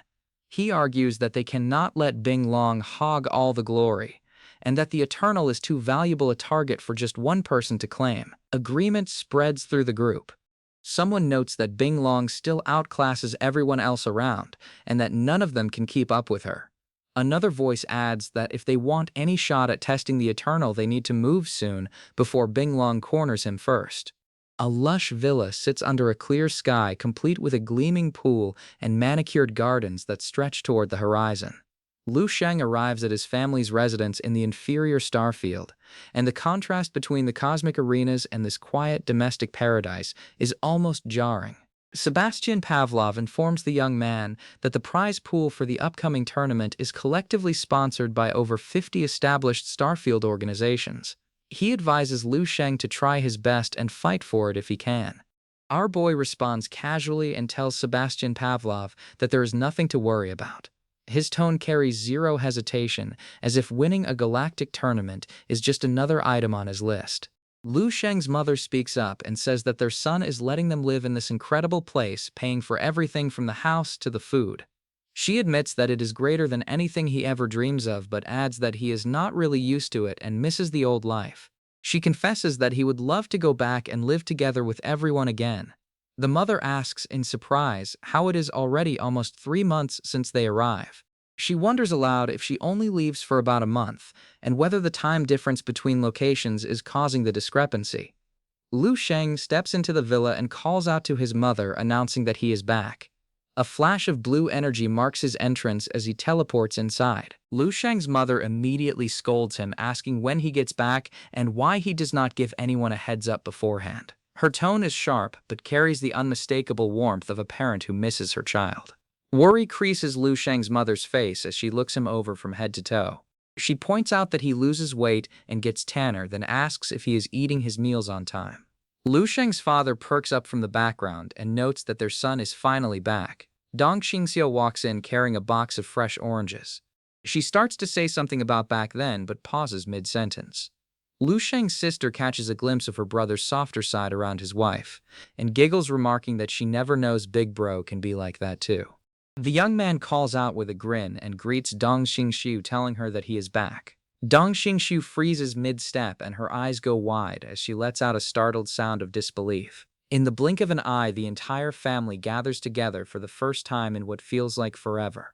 Every face glows with bright smiles around the dinner table. Lu Sheng's father admits quietly that there is nobody he is familiar with out here, and that he especially misses having someone to talk to. Lu Sheng's mother continues and says that she kind of misses his old schoolmates too, as well as the bulletin board at the entrance of his school. The longing in her voice is unmistakable. Dong Xingxiu responds simply that she will go along with whatever Lu Sheng decides. Her trust in him is absolute, and she does not hesitate for even a second. Lu Sheng explains that it is not a must for them to stay here permanently. He says they have to go back to the Azure planet too, and that when the time comes, he will have people move everything over. Stunned delight washes over the entire family as they all shout in unison, asking if he is really serious. The disbelief on their faces slowly melts into excitement as the possibilities sink in. Lu Sheng's sister tilts her head and asks why they cannot just stay at the Azure planet instead. She does not understand why they need to move at all if they can bring everything they love to this new place. The young man goes quiet for a moment and his thoughts race behind a calm mask. He cannot tell them that the Azure planet will be annihilated in a few years. There is simply no way to explain it without causing panic, so he keeps the truth locked away. Monsters are invading the Azure planet, and it will eventually develop into a pure battle planet. Since they will all have to move at some point anyway, doing it now while things are still peaceful makes far more sense than scrambling later. Lu Sheng's sister throws her fists in the air and cheers that it feels like forever since she goes out with Big Bro. Her energy is infectious and the whole room lifts with her excitement. A gentle warmth fills the air as someone remarks that going on a holiday as a whole family is something they have not done in a very long time. The simple joy of it sits heavier than any of them expect. That night the villa sits quiet under the stars. Lu Sheng lies in bed with his eyes open and his mind clearly elsewhere. The weight of everything he carries does not ease just because the lights go down. Dong Xingse slips into bed beside him and asks what is wrong. Dong Xingse tells him to look at something and holds it out for her to see. He peers at it and asks what it is, with his curiosity piqued. Tenderness fills Dong Xingse's voice as she explains her own secret.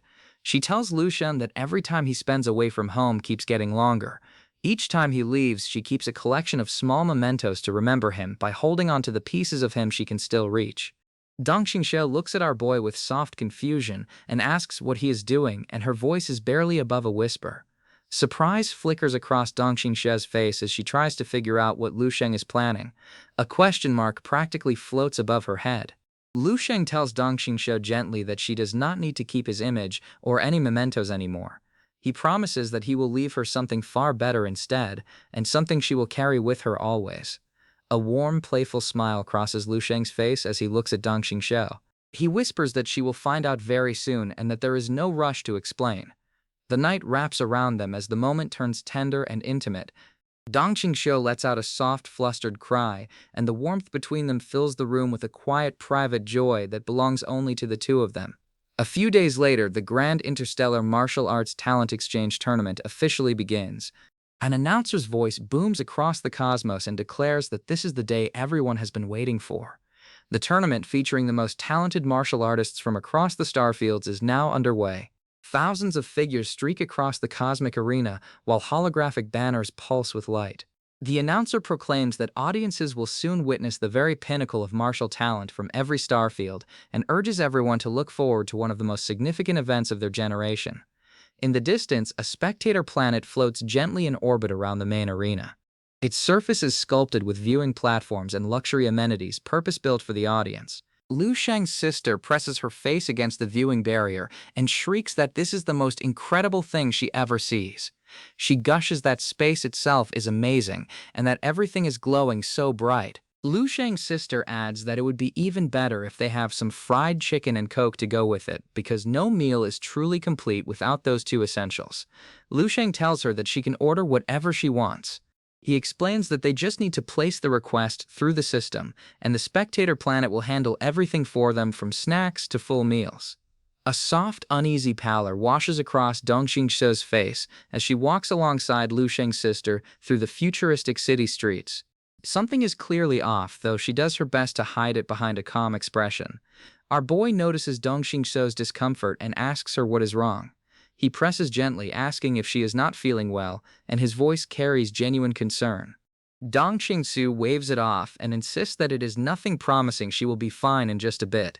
Her tone aims for casual, but the slight strain in her voice does not quite sell it. A flicker of guilt crosses Liu Shang's face. Things probably go a bit overboard the night before. He notes that Dong Xingsu still cannot fully recover from it, and the realization sits awkwardly in his chest. The sky above the tournament venue erupts with brilliant fireworks and holographic displays. Streams of light cascade across the cosmic arena, painting the darkness in every color imaginable as the opening celebration kicks off. Liu Shang's sister nearly jumps out of her skin and screams that the tournament is about to begin. Her excitement hits a pitch that could shatter glass, and every word comes out faster than the last. Liu Shang explains that there are tens of millions of participants in total, and many of them less than 10,000 years old. He notes that among those numbers, roughly 30 meet the threshold to be considered true threats in the competition. The preliminaries and quarterfinals last for a few days. Until the final group finishes their battle, the competition continues non-stop. The format is designed to push fighters through round after round with barely any time to breathe. Calm focus steadies the air around the arena as the next phase is explained. Once a group finishes their battle, the spectator dome above them will lift to reveal a bonus stage. The setup is designed to keep things safe while maintaining maximum intensity. All participants wear a translucent battle monocle during their matches. The device lets them estimate their opponent's combat power before fighting. If the gap between their strength is too wide, the weaker fighter is advised to surrender rather than risk serious injury. After about half a day of watching, the young man feels he sees enough of the opening rounds. He brings his family over to meet the other martial saints and the rest of the group, and they all settle in together to enjoy the rest of the event. The opportunity to watch level 10s from different starfields battle it out in front of them is too rare to waste. Someone in the group points out that they should not take a break just yet, since they only get a few extra pairs of eyes on fights like these every few centuries. Liu Shang's sister stares up at the restaurant sign and asks why it is called the Hunter's Restaurant, remarking that the name is so weird. The building itself glows with a warm amber light, and the smell drifting out the front door is nothing short of incredible. Our boy explains that the restaurant gets its name from its mother planet, which is crawling with monsters that produce unique delicacies. The martial arts cultivators on that planet hunt these creatures specifically for their rare flavors, earning them the nickname Delicacy Hunters. Liu Shang's sister gasps and declares she cannot even imagine that. She grabs the young man's arm and insists they head inside right away, with her appetite now fully in control of her decision-making. The moment they step through the entrance, a voice rings out welcoming the Eternal Count with the grandest reception the restaurant can offer. The identity scanner at the door recognizes Liu Shang immediately, and the entire staff snaps to attention. The restaurant's boss personally comes out from the back to greet them. The warmth and respect in his bow makes it clear that hosting an Eternal is the kind of honor that does not happen every day, even for a place as prestigious as this one. A cold, sharp presence cuts through the warmth of the welcome. Liu Shang stops mid-step and says one word: "Wait." Behind him, Bing Long stands with her arms at her sides and her teal hair unmistakable. She reminds him that he previously rejects her request for a spar. Bing Long adds flatly that he should not have any excuses this time.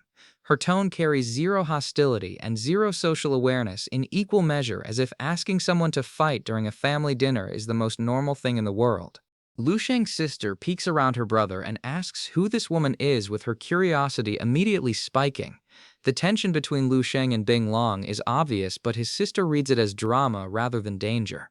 Our boy quickly dismisses it and mumbles that it is nothing, just someone he knows. His tone aims to shut the conversation down before it goes anywhere, but his sister's expression says she is not buying it for a second. Lu Sheng internally questions whether Bing Long seriously does not have basic manners. How can someone look at a family eating together and think the right move is to ask for a fight right then and there? The young man tells Bing Long that he is eating with his family right now, and that she really should not be intruding on them. He asks her to wait for him at the entrance of the restaurant, and he will come find her after they finish their meal. Irritation simmers behind Lu Sheng's calm exterior as he locks eyes with Bing Long, and his patience wears thinner than he lets on. She is genuinely testing his limits. Does she even realize how rude this is? Lu Sheng's mother cuts through the tension and asks cheerfully if Bing Long is Lu Sheng's friend. She suggests that if she is, they should all just eat together. Her innocent friendliness catches everyone off guard.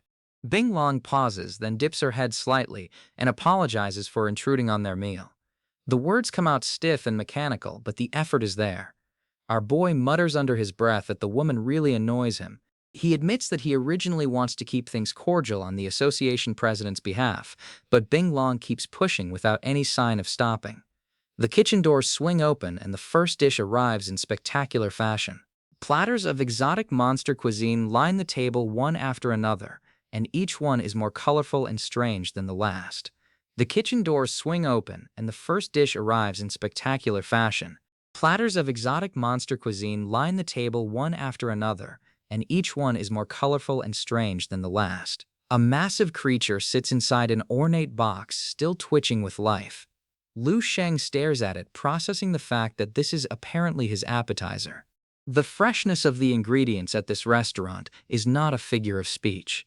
The young man picks up a piece of the cooked monster meat and takes a careful bite. His eyes snap wide as the flavor hits him in a complex explosion of taste unlike anything he tries before on any planet. The surprise on Lu Sheng's face melts into something closer to wonder as he processes the taste. Every layer of flavor unfolds naturally, with zero artificial seasoning masking what the ingredient actually is. The family gathers around a table overflowing with over 10 different dishes, and each one is still steaming. Lu Sheng marvels at the speed, noting that all of these plates arrive in just a few minutes, and that the service alone deserves to be called the fastest in the universe. Lu Sheng's sister tears into a piece of roasted monster meat and declares that this is what real freshness tastes like. She scoffs at pre-cooked food and 2-year-old broccoli, swearing she never goes back to normal grocery store meals after this. Our boy pulls out his device while eating and mentions casually that he will look up Bing Long's information at the same time. His curiosity about her is practical, not personal. He wants to understand what he is dealing with before their inevitable clash. The screen in Lu Sheng's hand fills with data. A profile appears showing Bing Long's background, listing her origins from a battlefield planet. The details paint a picture that the young man does not expect. Lu Sheng reads through the profile and discovers that Bing Long truly does not have a mother. Not only that, she does not have a single close friend and lives completely alone for over 900 years. She is terrible at socializing, and her only hobbies are cultivating and eating good food. Our boy pieces it together and summarizes it simply. She is an introvert, a Starfield-level cultivator with an extremely low emotional intelligence who lives in total isolation for centuries. He gets it now. Lu Sheng's family finishes their dinner at the Hunter's restaurant, and the waiter approaches with a polite smile. He informs them that Madame Bing Long already pays the bill for the entire group and that everything is taken care of. Our boy stops mid-step and asks what the waiter just says. The surprise in his voice is genuine, as if someone just tells him the sky is green and expects him to believe it. A flicker of confusion and something close to reluctant respect crosses Lu Sheng's face. Is Bing Long actually apologizing through this gesture? The realization sits strangely in his chest. The young man lets out a low breath and decides that in that case he will go a little easier on her the next time he gives her a beating. The mercy in his voice is paper thin, but it is there. The preliminaries and quarterfinals of the Grand Interstellar Martial Arts Talent Exchange Tournament run non-stop for 8 straight universe days. Even after all of that, over 40,000 talents still remain in the competition, and each one is clawing for a spot in the next round. Grim determination lines the faces of the remaining fighters as the stakes climb higher with every passing hour. Out of those 40,000 participants, only 500 will manage to earn a place in the finals. The rest go home with nothing but bruises and lessons. Lu Sheng's sister waves both arms above her head and screams for her big bro to do his best. Her voice cuts through the noise of the arena, completely unbothered by the thousands of elite warriors around her. She holds up a glowing orb and explains that she specifically buys a premium recording device for this moment. She boasts that it records every single detail of the tournament in crystal clarity and that nothing escapes its lens. Excitement practically bursts out of Lu Sheng's sister as she reveals the best part. The device streams the entire tournament live on the Azure planet, so everyone back home can watch in real time. She urges our boy to come out on top for everyone watching. Lu Sheng's sister fires off one last round of encouragement, telling him good luck and that the entire Azure planet is behind him. She pumps her fist and yells for him to take them all down. Her energy is boundless and her voice louder than a stadium announcer. Lu Sheng stands quietly for a moment and then simply says he gets it, though he adds that she talks way too much. The flat delivery makes his sister pout, but the faintest hint of a grin on his face betrays how he really feels. Warm pride fills Lu Sheng's father's eyes as he places a hand on his son's shoulder. He tells the young man that he believes in him and wishes him the best, hoping he wins it all. Lu Sheng's mother adds softly that he needs to be careful and that if he cannot beat someone, he should protect himself first and not push too hard. Lu Sheng's father voice carries a weight that nobody else's words hold. He reflects that not long ago she scolds him about taking his graduation examination. Yet in the blink of an eye, he already becomes the strongest in the entire starfield. A heavy silence hangs between Lu Sheng and Dong Shengse. Neither of them speaks, but the look they share carries more meaning than any words can. Everything that needs saying passes between them in that single quiet moment. Dong Qingxiu's composure cracks just enough for her true feelings to show through, and her eyes glisten as she wraps her arms around our boy. She tells him firmly that he must return safely, and her grip tightens as if letting go means losing him forever. Lu Sheng holds her close and tells her not to worry, promising that he will be fine. His voice is steady and warm, and the gentleness in his tone is reserved for her alone. Sebastian Pavlov turns to the young man with calm authority and asks if he is ready. The question is more ceremonial than practical because the answer on Lu Sheng's face is already written in bold. A warm, knowing smile spreads across Sebastian Pavlov's face as he chuckles at Lu Sheng's boldness. He remarks that as long as the young man has the confidence, he also arranges an old friend to act as his assistant for the tournament. Lu Sheng raises an eyebrow and asks who this old friend is. Curiosity sparks in his eyes since Sebastian Pavlov is not the type to arrange things without good reason. A pair of sharp blue eyes flashes in the crowd, and a familiar voice calls out Lu Sheng's name. The sound hits our boy and snaps his attention toward the source instantly. It is Fail. Almost half a year passes since they last see each other, and Fail is the very first person who greets Lu Sheng when he arrives at the starfield for the first time. The young man still carries gratitude toward him for that welcome.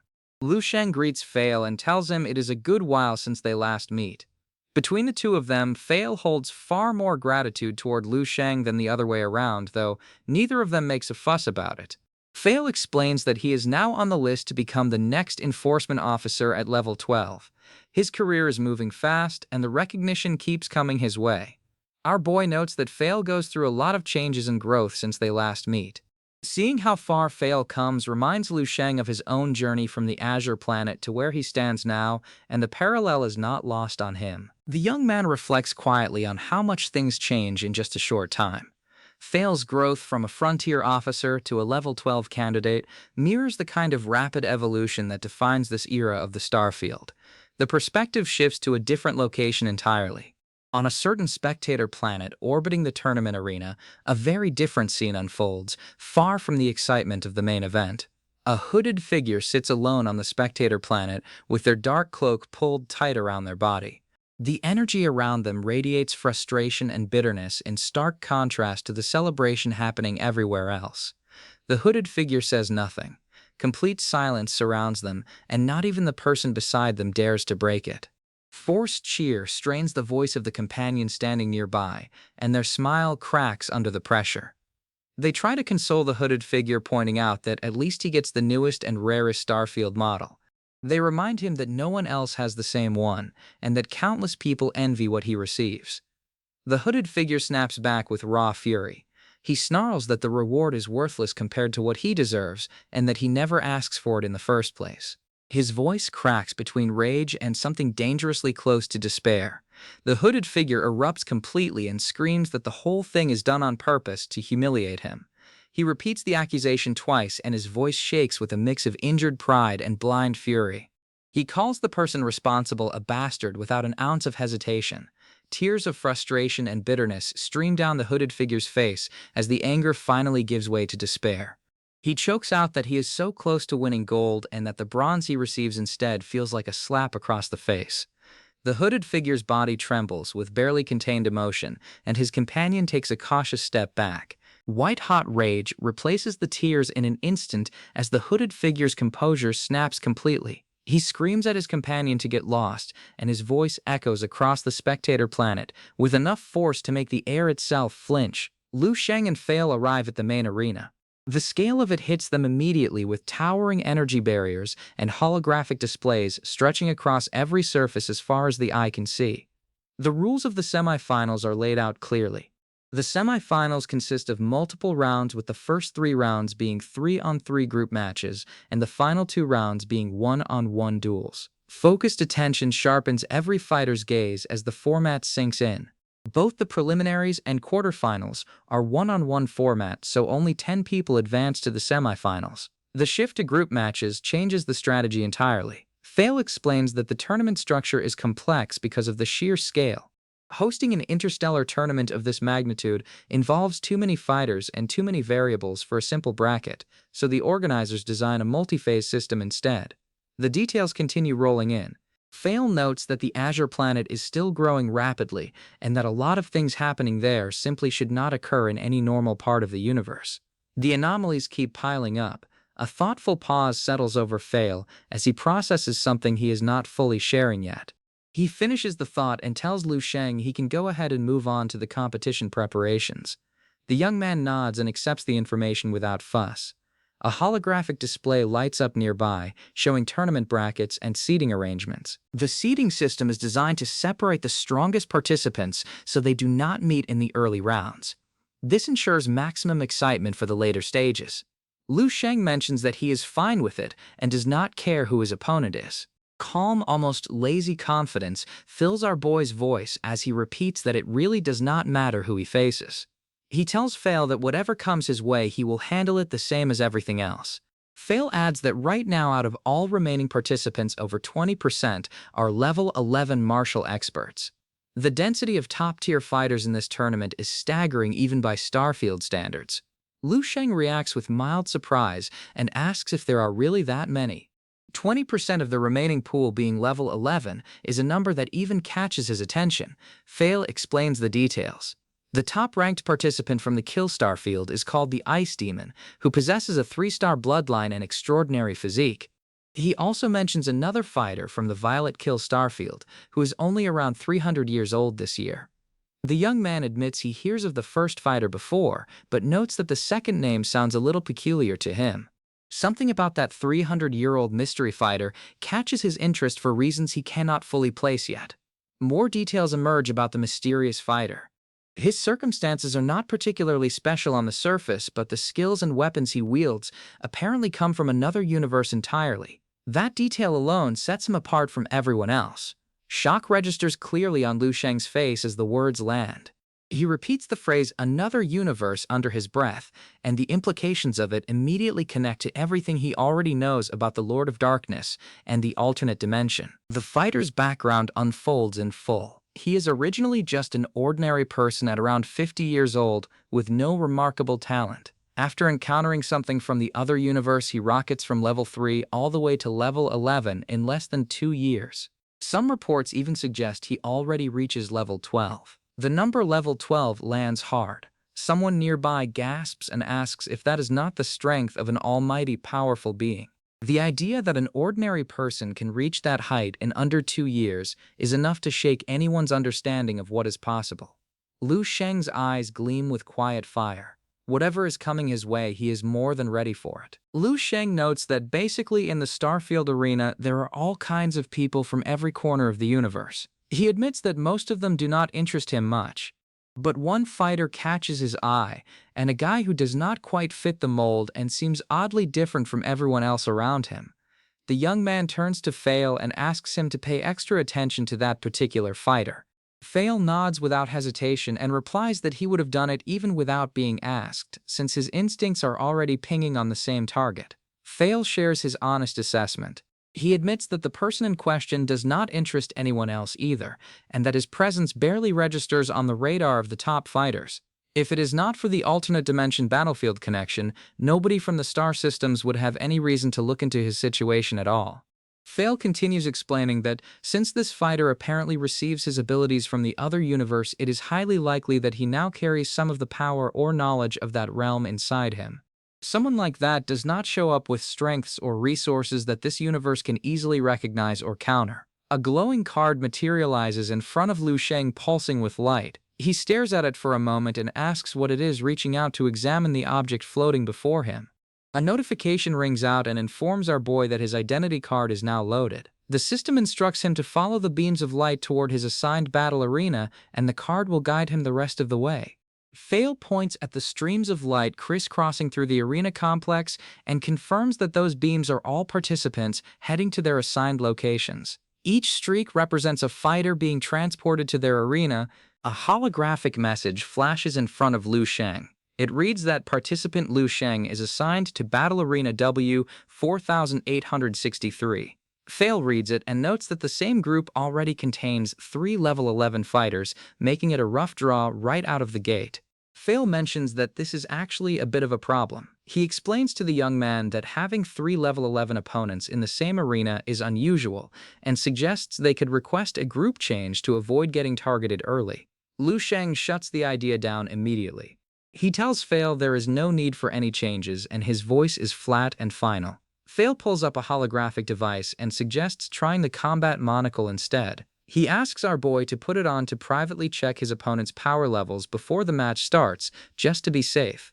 Lu Sheng declines again and tells Fail there is no need for that either. The calm refusal carries zero arrogance and 100% certainty. Fail holds the monocle out one more time and asks the young man to at least try it on just for curiosity's sake, if nothing else. He presses gently, hoping to get any kind of useful data before the fight. Lu Sheng stays silent. He stares at the monocle for a beat, says nothing, and the quiet refusal speaks louder than any words. A beam of light erupts from the transport system and 3 figures materialize on the arena floor. The first arrivals lock eyes on Lu Sheng the instant they land, and one of them blurts out his name in surprise. The fighter who recognizes our boy mutters in disbelief. He realizes there are 3 level 11s in his group and wonders how the organizers put this draw together. He asks out loud if Lu Sheng is being deliberately targeted, and his voice is tight with suspicion. A short while later, all 10 participants enter the arena. The space is massive, and it is a circular coliseum ringed by towering energy barriers with floating platforms and spectator drones hovering above. Lu Sheng stands among them, scanning the competition with calm eyes. An announcer's voice booms across every spectator planet and viewing screen in the starfield. The first round of the semi-finals is about to begin. All participants are already inside the battle arena, and the competition is moments away from starting. The announcer continues explaining that this round consists of various groups across multiple arenas. Fighters from the 12 Starfield territories enter together, and those who survive their group advance to the next round. The announcer introduces the competitors one by one. Among them is a fighter with an extraordinary physique and a bloodline grade that places him as one of the most anticipated names out of the 12 Starfields. The announcer calls out the next name, from the inferior Starfield, Lu Sheng. The name cuts through the noise and the entire arena reacts instantly. Lu Sheng's sister jumps up from her seat on the spectator planet and screams that Big Bro is on the screen. She grabs anyone nearby and shakes them, and her excitement hits a pitch that could shatter the viewing barrier. The spectators on Lu Sheng's sister's planet erupt with energy.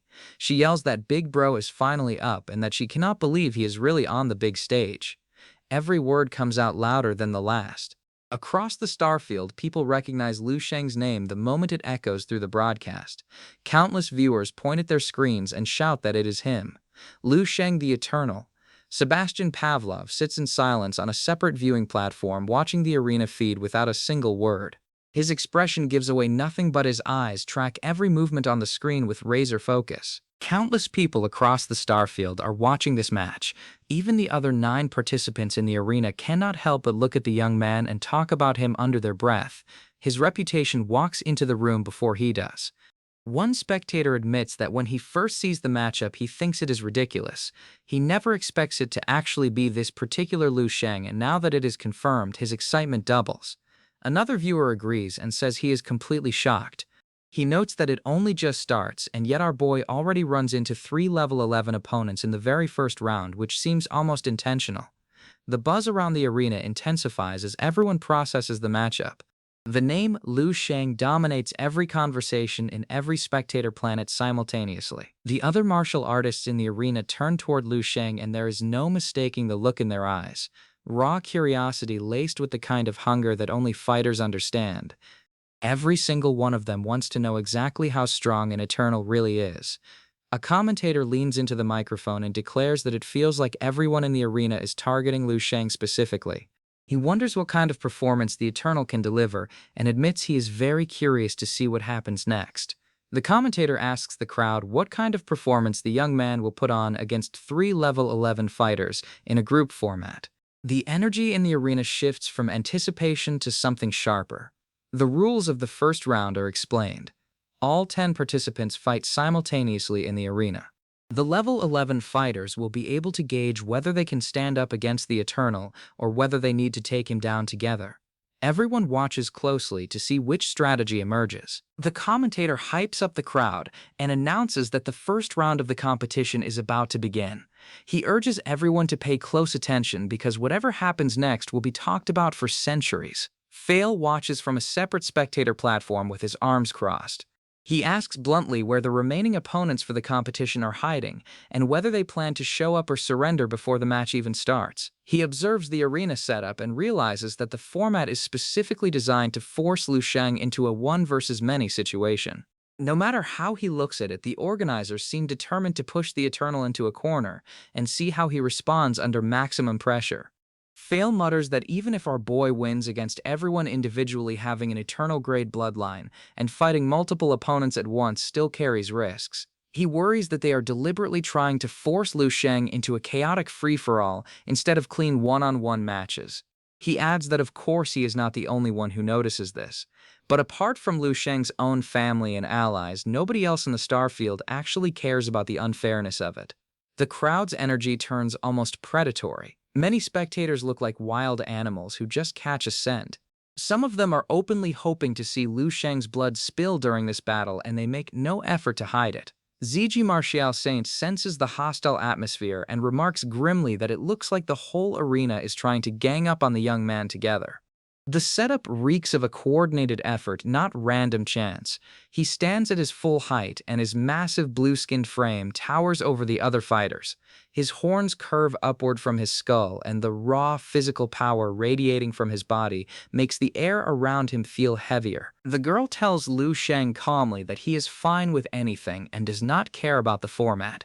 He admits he is honestly very curious to see just how strong an Eternal bloodline really is, and that this fight is the perfect chance to find out.